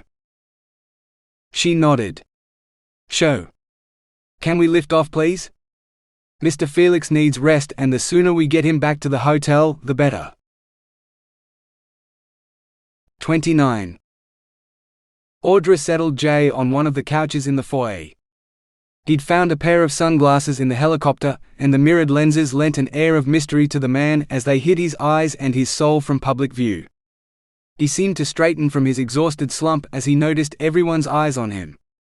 Well, if Audra didn't have other things to worry about, she'd certainly spare more than a glance at Jay Felix wearing nothing but a pair of board shorts, ripped abdominal muscles guiding the eye downward, to a tempting trail of hair leading into those shorts, hinting at the impressive package they concealed. The last of the glowing evening light darkened shadows and gave a rosy glow to the ripples of muscle, making him look even more impressive, while hiding some of the bruising. She felt an overwhelming urge to lick something. "I need to speak to my supervisor about my schedule, Mr. Felix." "Maybe." Audra scanned the foyer and thanked whatever deity favored her as Hannah walked in. "Hannah, could you walk with Mr. Felix back to his villa?" "You don't need to wait for me. I'll see you back at Villa Maxima." Hannah flashed an impish smile and greeted Jay. "Welcome to Romance Island Resort, Mr. Felix. Have you come for some snorkeling and diving? Heli fishing? Once you've met some of the resort's sea life, you'll never want to holiday anywhere else again." Jay's mirrored lenses turned to Hannah, and Audra breathed a sigh of relief. She hurried out of reception to the corridor of offices behind it. She prayed her luck would hold, and it did. Annette still sat in her office. Annette greeted her with a smile. "How'd it go? Everything taken care of?" When Audra stared in puzzlement, Annette explained, "Heloise told me one of the VIPs requested maid service on the mainland and sent a helicopter for you." She rubbed her hands together. "Nice work. He'll pay a premium for that. He even requested you by name," Heloise said. "We'll have to keep you on in the wet season if the VIPs like you that much." "How was your first helicopter flight?" "Wonderful," Audra admitted. "I only wish it had been for longer." See if you can persuade the guests to charter a helicopter for a day trip with catering. The price includes a member of staff to take care of the catering, and you get first preference if you made the guest's booking. Annette winked. "So, is everything taken care of to your guest's satisfaction? I have you rostered for 2 days off, I think." She scanned the roster sheet and nodded. Audra swallowed. "About that. The guest was hospitalized and released early on the condition that someone keep him under observation for 2 days. 48 hours. Perfect then. You'll have no other duties for the next 2 days, so he's all yours." Annette rose. "Are you coming to dinner now?" Her job application. Scrubbing toilets for another year while her degree went to waste? Audra felt her whole life slipping through her fingers. "But my days off." "Postpone them. After the 2 days playing nurse, then you can have your time off." Annette eyed her. "I expect flexibility in my permanent staff, especially those who have to cater to the whims of the VIPs in the Pearls." Audra's heart sank and she nodded silently. The deadline was 4 days away. Even if her days off were delayed, she'd still get the job application in on time. Next year she'd be reading rain gauges, not cleaning rosters. All she had to do was last 48 hours as a self-proclaimed rock god's babysitter. How hard could it be? 30. Pressing her lips together to stop herself from swearing where guests could hear her, Audra hurried to the staff accommodation to collect some clothes for her stay in Maxima. Her first stop was the laundry room for fresh uniforms. She found Pamela struggling alone with the laundry trolleys and moved to help. "Where's Penny?" Audra grunted as she shoved at an overloaded trolley. It looked like there was twice as much as last week. "Shagging her chef, where else?" Pamela waved at Audra's trolley. "I caught them in here, going for it on a load of clean uniforms. I think I startled him because he made a mess all over them. Spurted like a fountain." Audra couldn't hide her horror. "You mean we'll be wearing cum-stained uniforms this week because of Penny?" Pamela giggled. "Not you, you're in civvies for 2 days. Maybe Penny, but how's that different from normal? I found a couple that were still clean right down the bottom of the pile, so I have enough until we get these back. The rest are headed back to the mainland for a wash."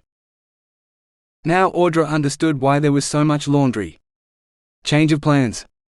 "Annette cancelled my days off because of some emergency in the Pearls. My 2 days off just became 2 days as a live-in maid. But if there aren't any uniforms?" Pamela shrugged. "You could wash today's one." "Oh, unless it's already in here." Audra nodded. "Yep, all mine are in here. Now covered in whatever Penny coaxed from the sous chef. I'd rather work naked than in a dress that's been stained by that skanky bitch." Pamela smothered her giggle. "That'd be tempting fate. J. Felix from Chia's staying at the Pearls. I just saw him walk up from reception. I can remember swooning over him when I was in high school. Never thought I'd see him in the flesh. And what flesh? I've never wanted to lick a man so much in my life when he walked past. I know you can't, but if you get a chance to get his autograph, can you ask for one for me too?" Audra nodded, all her breath taken with the effort of shoving the laundry trolleys down to the dock. It took them 2 trips, but Audra couldn't leave Pamela to do it all on her own. "I'd offer you mine, but…" Pamela gestured at her body. "They'd be way too big for you." Wiping the perspiration from her forehead, her eyes lit up. "I know. Do you still have the shirts from that volleyball tournament Hannah ran at the start of the season? With the matching shorts?" "Volleyball." Slowly Audra nodded. "Yeah, I do. Annette said to keep them for the next one, but we haven't had enough guests yet to form teams. The shorts were on the short side, but they were better than nothing. Not to mention better quality than anything Audra owned." She sighed. "You're a lifesaver. Thank you." Pamela waved her away. "No, you just saved me from having to do the laundry alone. And possibly a murder charge from going to kill Penny afterwards." Audra blinked, trying to hide her shock. Surely placid Pamela wasn't contemplating killing Penny? Not that Penny didn't deserve it. "I hope you get to meet Jay," Pamela added. "Meet him?" She'd be forced to watch his every move. Audra managed a smile and hurried back to her room to pack her things. She found 2 volleyball uniforms and decided they'd have to do. In a couple of hours, she'd be in her pajamas anyway. Good thing she'd already set fresh linen and towels in the guest rooms at Maxima, though she'd never thought in a million years that she'd be the one using them. Hitching her bag over her shoulder, Audra wondered if Pamela was right. that maybe she should look at this as a fun assignment instead of unwanted work on her days off. How many girls got to spend 2 days with their high school heartthrob? Her sister Sam would kill to be where she was now. And she could never, ever breathe a word of it to Sam. Her steps quickened as she rounded the lagoon. 2 days of watching Jay's hot body as he relaxed on the island. She'd done worse jobs. Just as long as she still had her job at the end of those 2 days. 31. Jay reclined on one of the veranda deck chairs, his bruised abs in clear view as she trotted up the steps to Maxima. "You took your time," he greeted her. Audra bit back an angry retort. "Your matron's orders were not to leave you alone for the next 2 days. I needed a change of clothes for tomorrow and the next day." A grin spread across his face. "You mean you'll be taking care of me personally for the whole time? Not dividing me up in a roster with your underlings?" Underlings? No one worked under her. Audra suppressed a snort. But a roster, why hadn't she thought of it? Too tired perhaps. "I'm sorry, Mr. Felix." "You're right. I didn't think. You should have a more alert staff member with you the whole time. I'll talk to my boss and tell her." "No." His outburst shocked her. Him too, by the look of things. "No," he repeated in a more normal tone. "I want you. Tired or whatever. There's plenty of beds here. Take your pick. Even mine if you want it." He winked. Audra shifted uncomfortably. Trying not to be obvious, she glanced around to see if there was anyone within earshot who might have heard his offer. Probably not, but there could be someone on the beach, hidden behind the palm trees. "I won't work you too hard, I promise." The look in his eyes said otherwise. "If your boss sends someone else, I'll send them right back. All I want is you." Audra avoided his eyes. She knew that look, it adorned one of Sam's favorite posters. She hadn't realized it would heat her insides like she'd swallowed one of the chili dumplings on the guest menu. No wonder Jay was the idol of millions. "Fine," she forced herself to say. He chuckled. "I am, aren't I?" Arrogant prick. She raised her gaze and found him staring at her. Deliberately baiting her. Grudgingly she replied, a bit of discoloration and damage around the edges, but otherwise in reasonably good condition. Her glance lingered on his bruised torso and the white patches stuck to his hands. He laughed louder still. "It'll be fun, Audra, I promise. I'm sure you've done worse jobs than me." His eyes glinted with innuendo. Sighing, Audra swiped the door controls and led the way inside the villa. "I meant it when I said you can sleep in my bed." He was right behind her. "Mr. Felix." "Jay." "Jay then." "I've already told you this, but I'll say it again. I'll lose my job if I sleep with you." "And will they let you keep your job if I die in some sort of medical complication while you're sleeping in another room instead of keeping watch over me like my guardian angel? Like Leon nearly had?" Tears sprang to her eyes. "I can't do this." Audra turned on her heel and bolted for the door. Jay blocked her exit, spreading his arms to catch her. "Wait, Audra." He seemed to notice her tears. "Shit, I'm sorry." "All right. I'm sorry." His arms closed around her and it felt surprisingly good. If only she could stop crying. Shit. She was in Jay Felix's arms, dribbling tears and snot down his sculpted chest. This was so many levels of wrong. "You can do this because I need you to. You stepped up to that matron and made her release me. Saved me from her. I swear she was going to torture me again in the name of medicine the minute no one was watching. If you don't, I'm going back to hell in hospital with her. Save me from a fate worse than death, Audra." She figured he was trying to be funny, but it wasn't working. She shook her head. "I'm sorry," she said softly, pulling away from him. "Snot. Oh God. I should help you clean that up." "I vote for naked in the shower. Now." For a moment, she wished she could. "Mr. Felix." "I told you it's Jay." Audra took a deep, steadying breath. "Mr. J. Felix, I intend to keep my job. Which means I will not shower or sleep with you. And while you might find car crashes funny, I don't." Her voice died to a whisper. "I'm sorry." His eyes hardened. "Honesty. I like that." His tone said otherwise. "I'll be honest too. I'd like to spend a night in bed with you, making you lose control in ways you never believed possible. No, not a boast. A promise." Shit. The words, the tone, the voice, Audra wondered if her underwear was going to melt. Not that she intended to let him know if it did. "I left a perfectly good pub and a bunch of willing girls because the only one I wanted was you, Audra. Only along the way I got lost and crashed my car. So you came to me. I know what I want and I will get it." "No you won't, you arrogant prick," she thought tiredly. He had to be lying about trying to find her. He was supposed to be bringing guests back to the hotel. Someone to share the fondue with. And the strawberries. "Tonight I want dinner and you're going to join me. Then you're going to stay the night here in whatever fucking bed you like." "I'm not having sex with you," Audra said slowly. "Not tonight, no," Jay said to her surprise. He flushed and glanced down. "Do you think I can get that matron arrested for assault?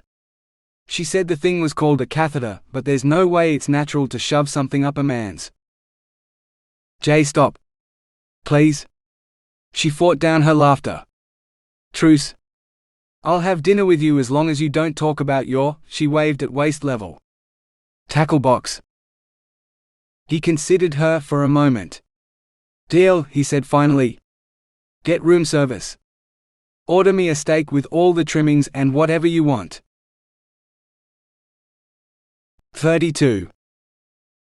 The only steak Audra could find on the menu was a surf and turf that came with garlic prawns, so she made an executive decision and ordered that.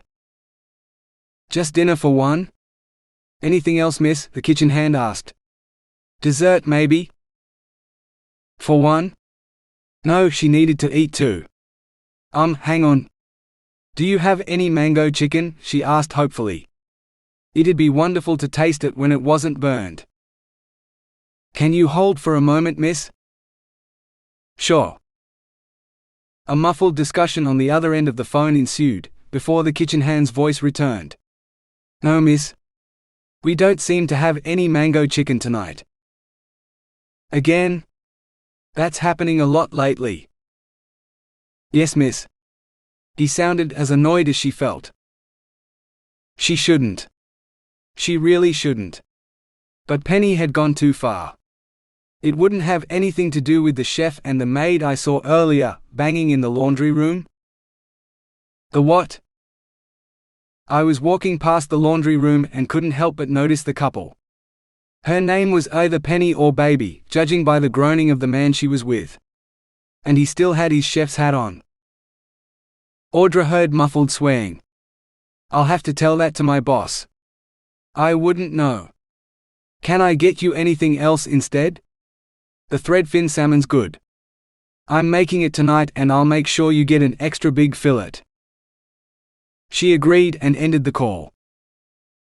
"So the staff can't sleep with guests because they're too busy banging each other? And you like to watch?" Audra whirled around to find Jay reclining on the couch. "No," she said. "I didn't actually see them. Another girl did. But she's been meeting up with him during work time most days and the rest of us end up doing her job. She was supposed to be on laundry duty but instead of doing the washing she let the chef do her and they messed up all the clean laundry, so none of us have clean uniforms and now we have twice as much work to do. That's what took me so long to come up here from reception. I shouldn't be telling you this. You'll think we're a dodgy, shagging bunch of." Jay shrugged. "Hey rockstar, remember?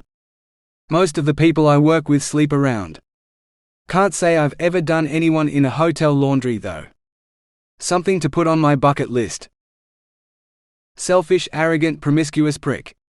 No thought of what the poor hotel staff would have to clean up after he'd had his way with whichever random girl, who'd only ever be a few minutes of his life, a tick of a box, and then she'd be gone. He wouldn't remember her name or anything else. Just that he'd achieved another conquest. So full of shit it was surprising it didn't come out of his ears. Audra. Hey Audra. She focused on the fridge, where Jay now stood with the door open.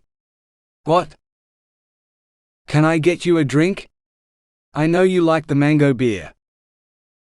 Audra shook her head. No. You're not supposed to drink and I shouldn't either. I'm supposed to be watching for slurred speech and all the rest, but I won't notice if we're having alcohol. No booze? You're no fun. What'll you do if I drink one anyway? He upended a beer bottle into his mouth, grinning widely. Audra marched forward and snatched it away from him, only to find the cap still firmly in place. Do you want to die? She asked, fighting to hold back tears. No. Not today. Jay sighed and grabbed 2 cans of soft drink. If you ever breathe a word of this to anyone, I'll deny it. I haven't drunk this stuff since primary school. He returned to his seat on the sofa and cracked open both cans. Come over here and join me in a drink then. And you can tell me who died in a car crash to make you cry when I so much as mention it. Or what? Or I'll grab a beer and drink that instead. Your call, weather girl. He remembered. Meteorologist, Audra corrected. Whatever. Sit. Talk. And when you're done, maybe I'll know how not to make you cry again. It sounded fair. Audra settled onto the sofa opposite him and sipped her can of lemonade. He didn't die, but he came damn close, she began. 33. Jason couldn't help laughing. So let me get this straight. Your little brother's old bomb of a car had dodgy brakes, cracked cylinders and stalled more often than it started, but he still drove it, crashed it into a tree on his way to a party and just walked away, booze in hand, leaving the wrecked car in the middle of a roundabout, wrapped around a tree. And still went to the party like nothing had happened? Fuck, that sounds like something I'd do. He thought he might have actually done something like that in high school, except he hadn't crashed the car, he just left the clunky old thing by the side of the road. Audra managed a small smile. Yeah, I guess it is funny when you put it like that. He was late, so the party was well underway by the time he got there. He just joined in drinking with the rest of them. The next morning, I came to pick him up like I'd promised, and he was passed out like most of them were. The thing is, he didn't wake up, and in the morning light we could all see there was blood in his hair, but no one knew how he'd gotten hurt. She paused, as if debating whether to say something. She made her decision and continued, I drove him to hospital. They pumped his stomach, said it was alcohol poisoning, slapped a dressing on his head and said he'd be fine. So I took him home and he went to bed to sleep it off. I heard strange sounds a few hours later and I found him having a fit on the kitchen floor. She passed a hand before her eyes. It was frightening. Like he'd been electrocuted. All jerky and shit. She grabbed a tissue and swiped at her eyes. I took him back to hospital. We couldn't afford an ambulance or health insurance to cover it. So I had to drag him into the car. When we got there, his lips were turning blue and I didn't know what to do. I just parked in the ambulance entry and She covered her streaming eyes with her hands and her shoulders shuddered with what Jason realized were sobs. So much for a funny story. He'd made her cry again too. Awkwardly, he shifted to the seat beside her. I'm sorry, he began. I'm sorry about your brother. How long ago did he? Today. Audra sniffled. A year ago today. Fuck. Making jokes on the anniversary of her brother's death. Well, wasn't he a fuckwit and a half? They kept him in hospital for weeks. He kept saying he wanted to come home, but they wanted to do one more scan. Wait, what? Dead people couldn't talk. Eventually, they had to discharge him. They couldn't find anything wrong.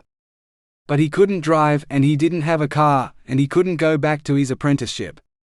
I had to stay home with him and keep an eye on him, watch him for symptoms of concussion. Like I'm supposed to be doing for you, instead of telling you sob stories you don't need to hear." Audra turned her teary eyes on Jason and gave an enormous sniff. "It's still not too late for me to call my supervisor and say you want someone else. Someone who won't go to pieces. She saved her brother's life. Why the fuck would he want anyone else watching out for him?" Jason shook his head. "Nah, I think I'll take you, thanks. You know what you're looking for. Just as long as you call the flying doctors and don't try to drive me to the hospital. And guard me from that matron. She wants to get her hands on my dick." Audra clapped her hands over her mouth. "I almost spat out my drink. Did you just say she wants your dick? Cock? Penis? Say the word and I'll show you, in case you need to see it." Audra opened her mouth and Jason grinned in anticipation. "Room service," the recorded Englishwoman's voice announced over the intercom. "Fuck," Jason swore. He stomped to the door and yanked the trolley inside, to the surprise of the kitchen hand wheeling it. "Go away." Jason made shooing motions at the kid. He wheeled the trolley into the lounge room to find Audra cheerfully setting the dining table with cutlery. If it weren't for her reddened eyes, he'd swear he'd imagined her tears. "You said steak, so I hope this is okay." Audra set a plate on the table piled high with huge prawns. The steak's under the prawns. Her own plate held a slab of fish surrounded by a jungle of salad. "Thank you for this. The food in the staff dining room isn't this nice. Definitely no salmon unless the chefs burned it." Audra dropped onto a chair and transferred a forkful of greenery into her mouth. Jason took a seat behind his steak. It did look good, he had to admit. 1,000,000 times better than hospital food for sure. He grasped the steak knife and swore. "What?" Audra's wide eyes were on him. "Nothing." Carefully he kept his face blank, but the more his fingers tightened around the knife, the more the gashes on his hand hurt. Gritting his teeth, he clumsily cut himself a bite of steak and shoved it into his mouth. At least it tasted all right. He started slicing another piece. "I can help you with that." He met Audra's eyes and lowered his gaze quickly to his plate. Did she think he didn't have the guts to tackle his own steak? It was just a bit of pain. Not like he was a baby. There were just cuts on his hand. Cuts covered by gauze. And one that was now bleeding. He forced himself to look away, his stomach rebelling even at that tiny spot of red.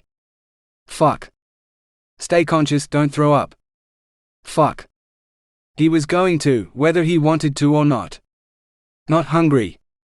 Going to go to the, he mumbled, shoving away from the table. He stumbled for the bathroom and barely made it before he vomited violently. He stayed on his knees for a while until he was sure he wasn't going to bring any more up. Fuck, what would she think of him? He flushed away the mess, rinsed his mouth, then brushed his teeth to get rid of the taste of biller. Reluctantly, he dragged himself back to the dining room. Audra glanced up from her almost empty plate. "Are you all right? Can I help?" "No." Jason felt his body swaying and forced himself to stay still. "Tired? Going to bed?" Audra looked uncertain. Do you really need me to sit by you while you sleep? To keep watch?" "What, and have her see if he threw up again?" "No. The nurses didn't stay in my room in the hospital. Just, I'll leave the door open. So you can hear if I need your help." Fuck. What if he had a fit like her brother? He wasn't ready to die. "Don't let me die." "I won't." Sincerity seemed to gleam in her eyes. Of course he believed her. "Thank you." Jason stumbled to bed, praying to any deity who'd listen to let him wake up again. He needed to thank this girl in true rockstar style, and he needed a body to do it.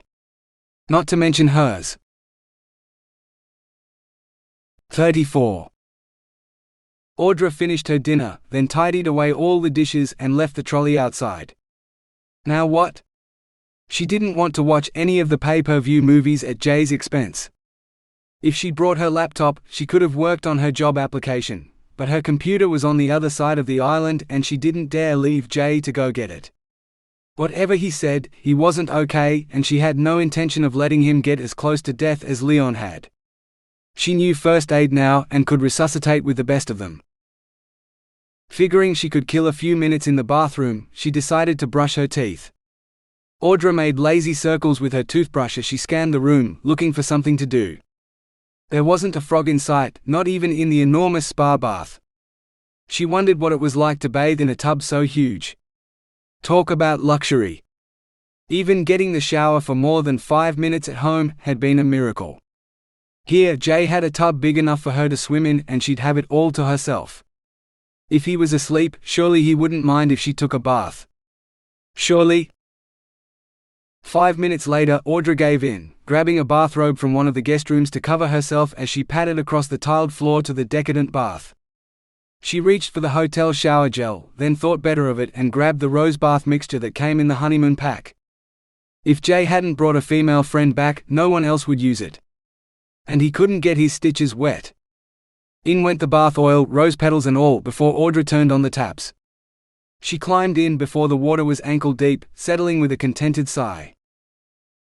The water level rose, covering her legs and her belly until only her breasts floated on the surface between the rose petals, like the boys at the pearl farm that signified pearl-bearing oysters below. Audra snorted. If that wasn't the worst euphemism for her lady parts she'd ever heard. She wished she'd thought to bring a book. Tomorrow, she promised herself. Tomorrow she could visit the hotel library and pick out a few books so she could snigger at their references to glistening pearls. She could offer to get Jay some reading material too. There were plenty more rockstar books. A dragging sound made her turn to find the source. To her horror, Jay shuffled into the bathroom and headed for the toilet. Not again. Trying to keep quiet, hoping he hadn't seen her, Audra brought her knees up to her chest and wrapped her arms around them, trying to hide her breasts from sight. The rose petals carpeting the surface hid everything else, or at least she hoped they did. She closed her eyes so she wouldn't see Jay's fire hose again. Once was definitely enough. Especially as she couldn't touch it. You know, those have got to be the most perfect pair of tits I've ever seen. It should be a crime to cover those up. Audra cracked open one eye to find Jay's reflection staring at her. She clutched her knees tightly. Damn it, Jay. He laughed and turned to face her. No, I mean it. I've seen a lot of tits and yours deserve to be worshipped. I'm volunteering here and now. Audra snatched up the soap and threw it. The bar smacked into his eyebrow before it tumbled to the floor. Ow. All right, I'll go, but I wasn't kidding. I'll be dreaming about your tits tonight. Audra wanted to swear at him some more, but knew she shouldn't. Even if this was the most mortifying situation she'd ever gotten mixed up in. I'm sorry, now you're bleeding and it's my fault. Turn around so I can get out and I'll help you. I'm what? Jay whirled and squinted at himself in the mirror. Audra rose to a crouch, her arms folded across her breasts, and lifted one leg out of the bath. Movement caught her eye and she saw Jay topple. No. She threw herself at him and they both tumbled to the floor in a tangle of wet limbs. His face ended up mashed into the breasts he'd been making fun of, but he didn't make another joke. Instead, his weight settled on her limply as she realized he'd blacked out. She could hear his breathing, much to her relief, so she heaved him off her and onto his side. She shoved his arm and leg out to stop him from rolling over onto his belly, and left him in the recovery position while she hunted for some clothes.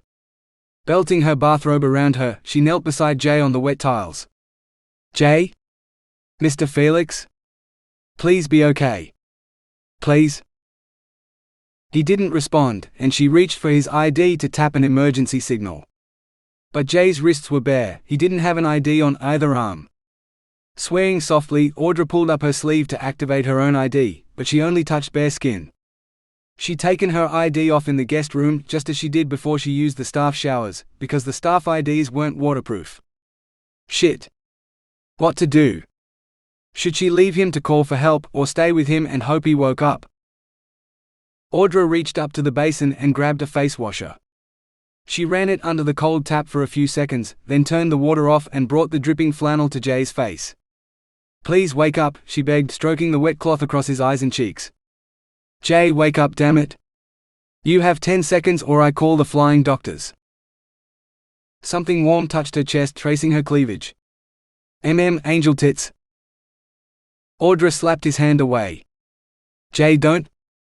She pulled her bathrobe closed and tightened the belt. "I need to get you back to hospital. You fainted. You hit me. It was an accident." "Fucking wasn't," Jay mumbled. "Pass like that, you should play AFL. Do they take women with hot tits on football teams?" Audra wet her lips. "I'm sorry, okay? I'm not used to strange men walking in on me when I'm naked in the bathroom. Give me a minute to get dressed and I'll call for a helicopter to take you back to hospital." "No, I'm fine." "Really?" Jay seemed to struggle with the words. Fuck. Don't laugh. I can't stand the sight of blood. I throw up and sometimes I pass out. You can't tell anyone, all right?" "Only if you don't tell anyone you saw me naked. And forget everything you saw." Jay laughed weakly. "I'm not going to forget that in a hurry. But sure, I won't tell anyone." He climbed shakily to his feet and walked toward the door. Audra crumpled against the side of the bath in relief. "Let me just say one thing." She lifted her eyes to his face. "You really do have awesome tits." He staggered out and Audra wanted to sink through the floor. But there was probably a knot of frogs waiting for her under the house, angry at being evicted from the spa. Jay was better company than the frogs. At least his hands were warm. Jay Felix admired her breasts. Another crazy first. "Thank you," she said softly, hoping he didn't hear. 35. It took Audra almost a full minute to remember why she'd slept in one of the Villa Maxima bedrooms, and not her own room in the staff accommodation. Between the blockout curtains and luxurious bed, she could definitely get used to this. Maybe being Jay's babysitter might be bearable after all. Just as long as he didn't remember last night's debacle on the bathroom floor. If only she could have thrown caution to the wind and given in to his advances. Let those warm hands continue caressing her breasts, then more skin on skin until… Audra drew a shaky breath and laughed quietly at herself. The reality was very different to her teenage fantasies, but somehow in her dreams last night the two had morphed into a tangled memory. One she had to forget if she wanted to keep her job. One night with a rock god wasn't worth losing her livelihood. She dressed quickly, not wanting to be caught out again, and smoothed her hair with her hairbrush. There. A consummate professional, who never thought of.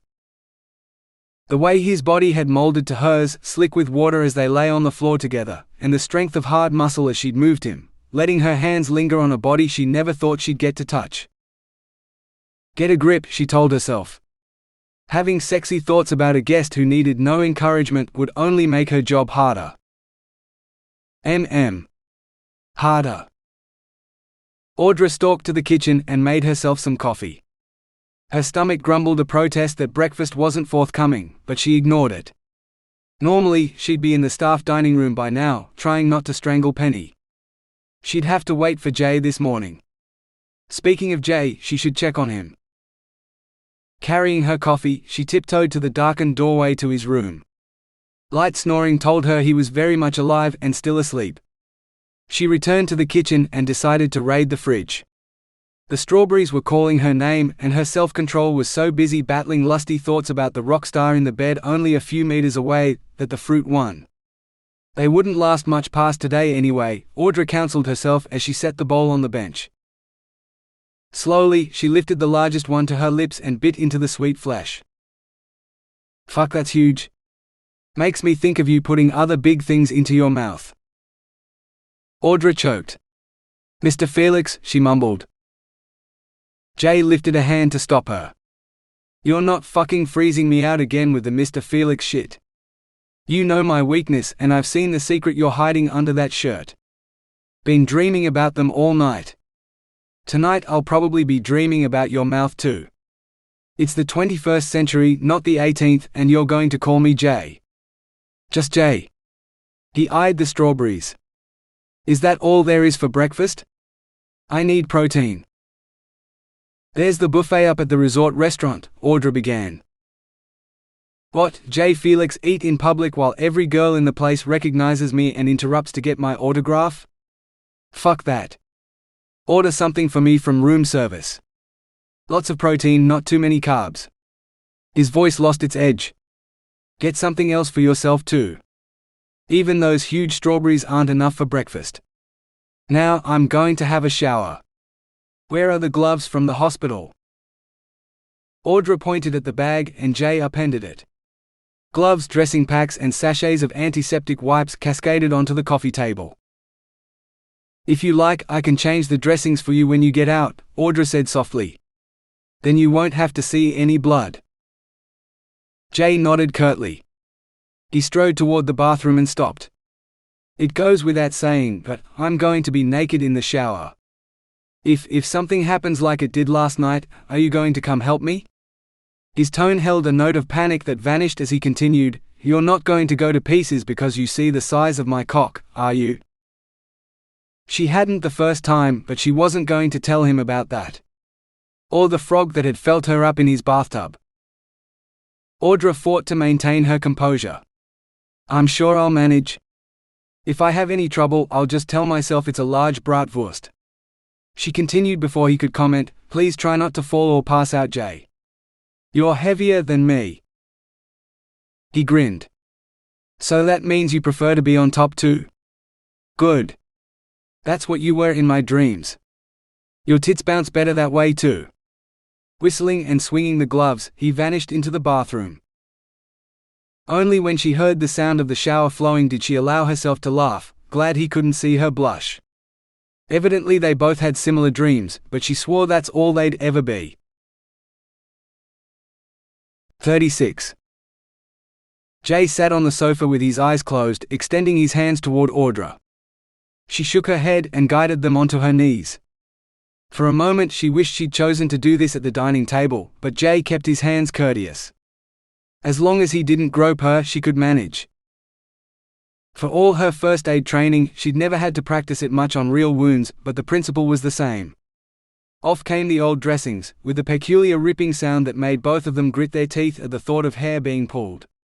Not that Jay's hands were hairy. His long, smooth fingers curved over Audra's as she pressed down each new dressing, careful not to touch the cuts or the stitches holding them shut. What did you do? She asked. You mean aside from crash my car? I mean to your hands. Why are they all cut up? Broken glass. From the smashed windows. And the beer. Beer? He'd been drinking and driving? You were drunk? Audra asked carefully. Maybe. Dunno. But the beer in the car wasn't for me. It was for you. A present. He sucked in a breath and winced. I'll have to get you some more. I wonder if they deliver. Audra laughed. A present for me? I don't believe you. Jay shrugged. Don't believe me then. But I've been completely honest with you. Jay, I'm just a random member of staff at the hotel where you're staying. Why would you even remember my name, let alone buy me presents? Even with his eyes closed, his grin was sexy. Audra, your name was the mantra I chanted the whole way back from the pub. The bottles in the back were the same as the one you'd wrapped your lips around the night before, and I couldn't get the image out of my head. Do you know what I did in town? Audra set his bandaged hand back in his lap and lifted the other one. That's the day they announced Chaya's farewell tour, and you were all over social media because you had drinks with some tourists in the pub. He laughed. So you even got the news out here. Those girls wanted me.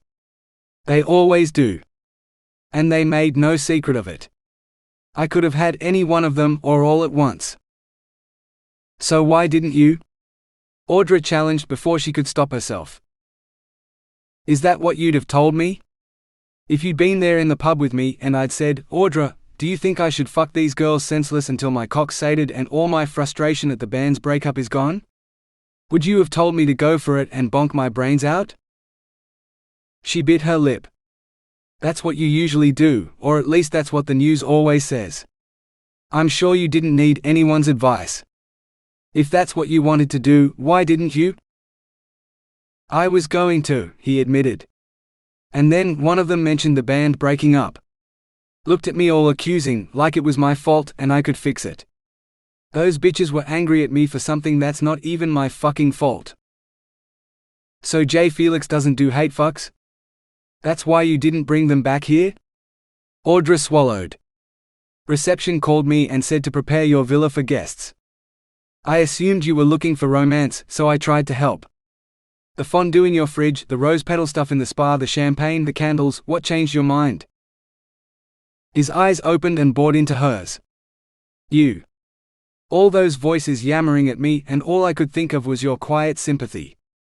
Someone who saw me as a person and not the rock god they feel is their personal property. Audra snorted. If they think a rock star's their personal property, they're delusional. Maybe one day you'll be someone's, but I hope for your sake it'll be a girl you love and care for, someone who'll give you her heart as she treasures yours. When I was a teenager, I remember thinking like they did, and maybe occasionally I dreamed, but I woke up. Someone like you will never settle for someone like me. I keep telling you, but you're not listening. I want you, Audra. In my bed. In my arms. Wrapped around me with nothing between us. Fuck everyone else. I want you. Audra dragged her hands out of his grasp. But that's it, isn't it? You have fucked everyone else except me. I'm just a challenge. One night and you'll forget me, never to think of me again, but that night will cost me my job. My self-respect. If you have any respect for me, you'll quit with the sex talk and let me do my job. Until you leave me in peace to go back to your rockstar life. It wouldn't be like that, I swear. Jay swallowed. Fine. Give me 2 days. You're supposed to be watching me all day anyway, and tomorrow too, so you're stuck with me. Give me 2 days to demonstrate you're more to me than a night's conquest. Sure. She still wouldn't sleep with him, she swore. But she could admit she'd been wrong about him. And it'd make the next 2 days a lot easier. At least, she hoped so.